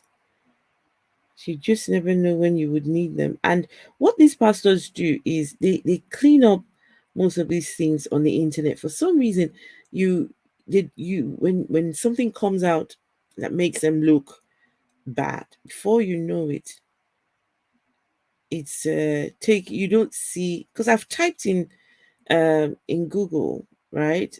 Adeboye, someone calling Adeboye God, and nothing's coming out. Nothing at all. All the videos coming out are all just making Adeboye look like he's a saint.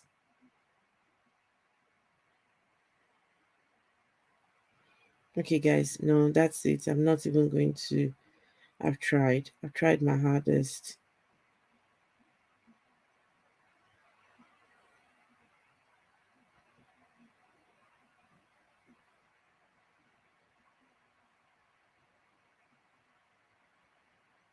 Oh God, not that one.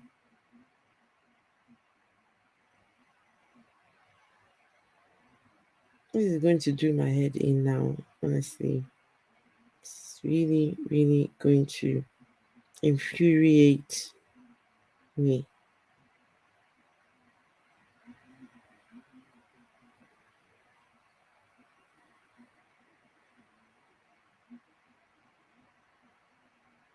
Okay, I'm not looking anymore. Sorry. Strike and strike and strike and strike and strike and strike. I think I remember that video.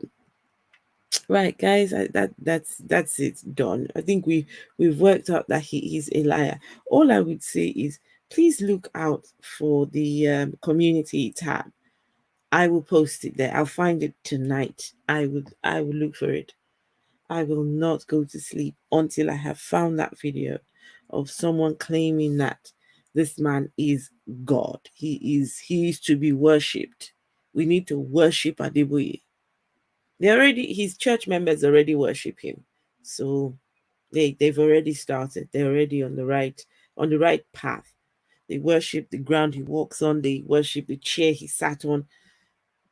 It's a good job they don't know where his clothes are. Any clothes he's put on, they would have been trying to get his clothes and get his stuff. Mm-mm-mm. Oh yeah, I've seen that video. G-Man explains that there are no starving children. Oh, I need that video. Steve McRae manager. Let's see. Let me go on my mobile. I need that particular video of G-Man. Sorry. Yeah, G-Man explains there are no starving. I've been looking for that video. Yes, that's it. Thank you. Yes, I've got that now. Right. Thank you. That's one video I've been looking for. Right. Thank you very much, Philip. Philip says awesome. Right. Thank you. Thanks for appreciating. And guys, don't forget, like, thumbs up, subscribe. Let's expose these liars that call themselves men of God. There are no men of God. There are no men of God. None. There's none. First, start proving the existence of God first before you can claim you're a man of God. Doesn't happen. Just right, guys. Thank you all very much. And yes, I will. 1 second. I think I have a video which I.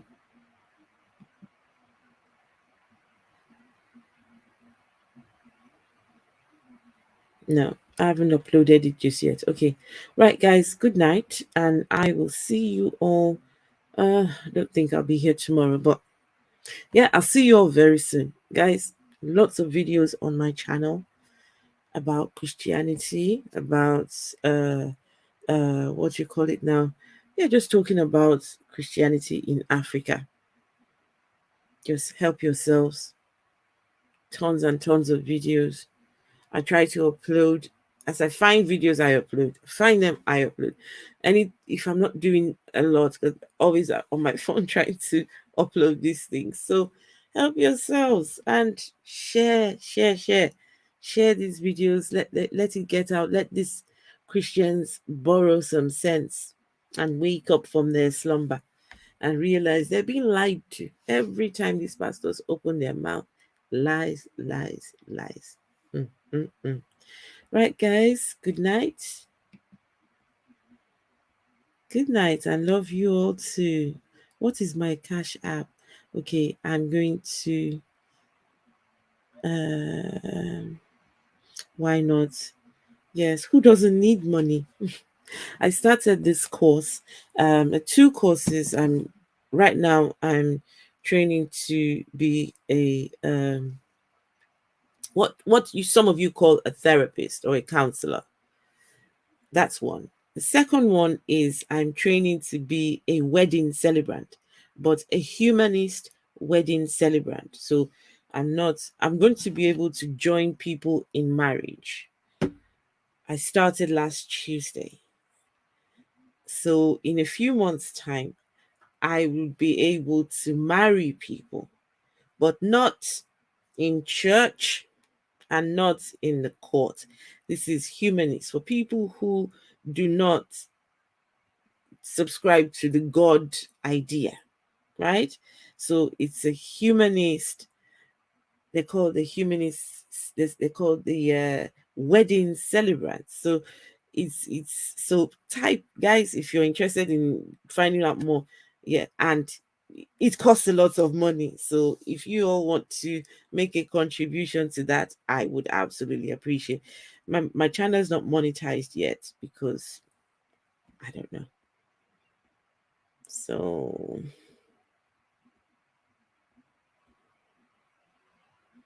there we go. That's it right there. I will link this in the so yes, I'll be able to join people in marriage soon. I'm looking forward to that actually. I'm looking forward to it.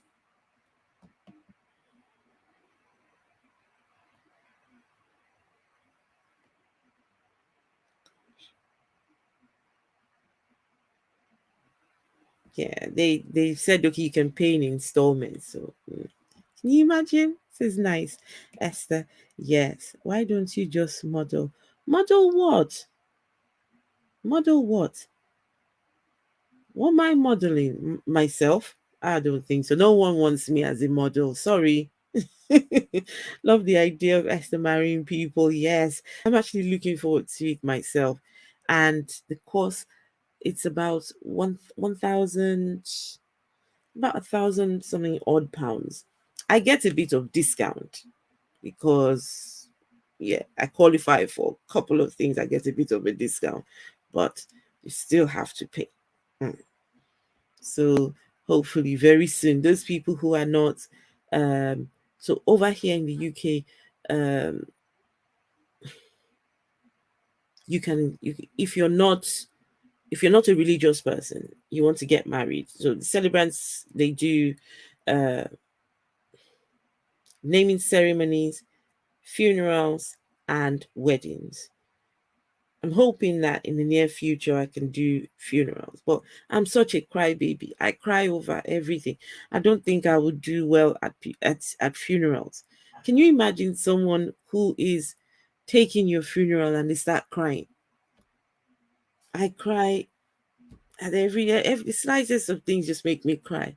So I don't know about becoming a funeral, but it's a good thing to have for people who don't have this God belief, because I've been told, someone told me about going to a funeral, and the person taking the funeral said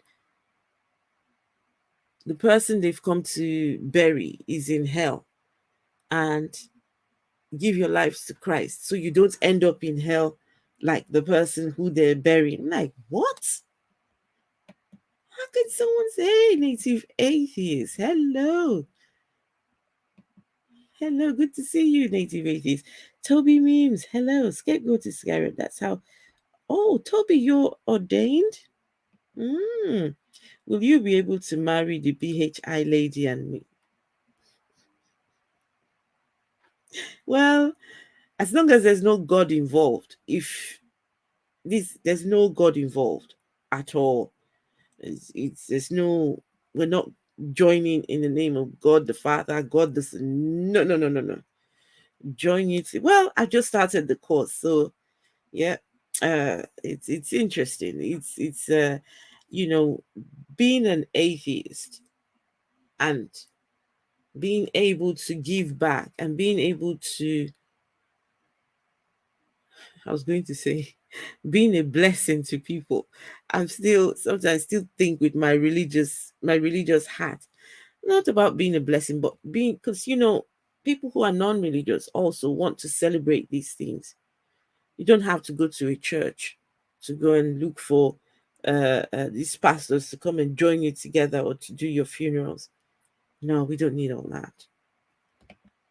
I heard about them through Matt D. I think next on the list is the dude. I want to collect a few religions. Who are you talking about? There's no way I could do a funeral. I could come apart at a wedding, depending on what is said. I'm pretty emotional. Scapegoat is carrot. I'm the same. Very emotional. I cry. Even when I'm happy, I cry. It's bawling at everything. And I don't know if, oh God, but they did say if you're funeral celebrant, you know, over time you would learn to control your feelings. I don't know about that. Well, being a gift to people, yes, that's it. Being a gift to non-religious people, especially. Being a gift to people, yes, but to non-religious people, because we're such a small number, such a small, tiny number, and we need these services. So, yeah, right, guys. Good night. I'm working on the monetizing the channel, but YouTube, they've just been right, guys. Good night.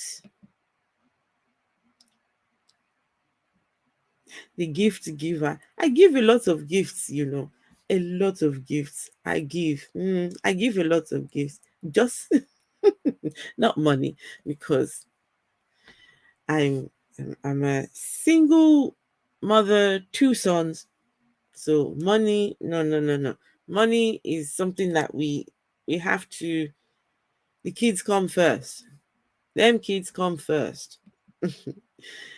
Steve, a great manager, not Kyle. Are you Kyle? Which Kyle? Crap. Okay, you guys are going on.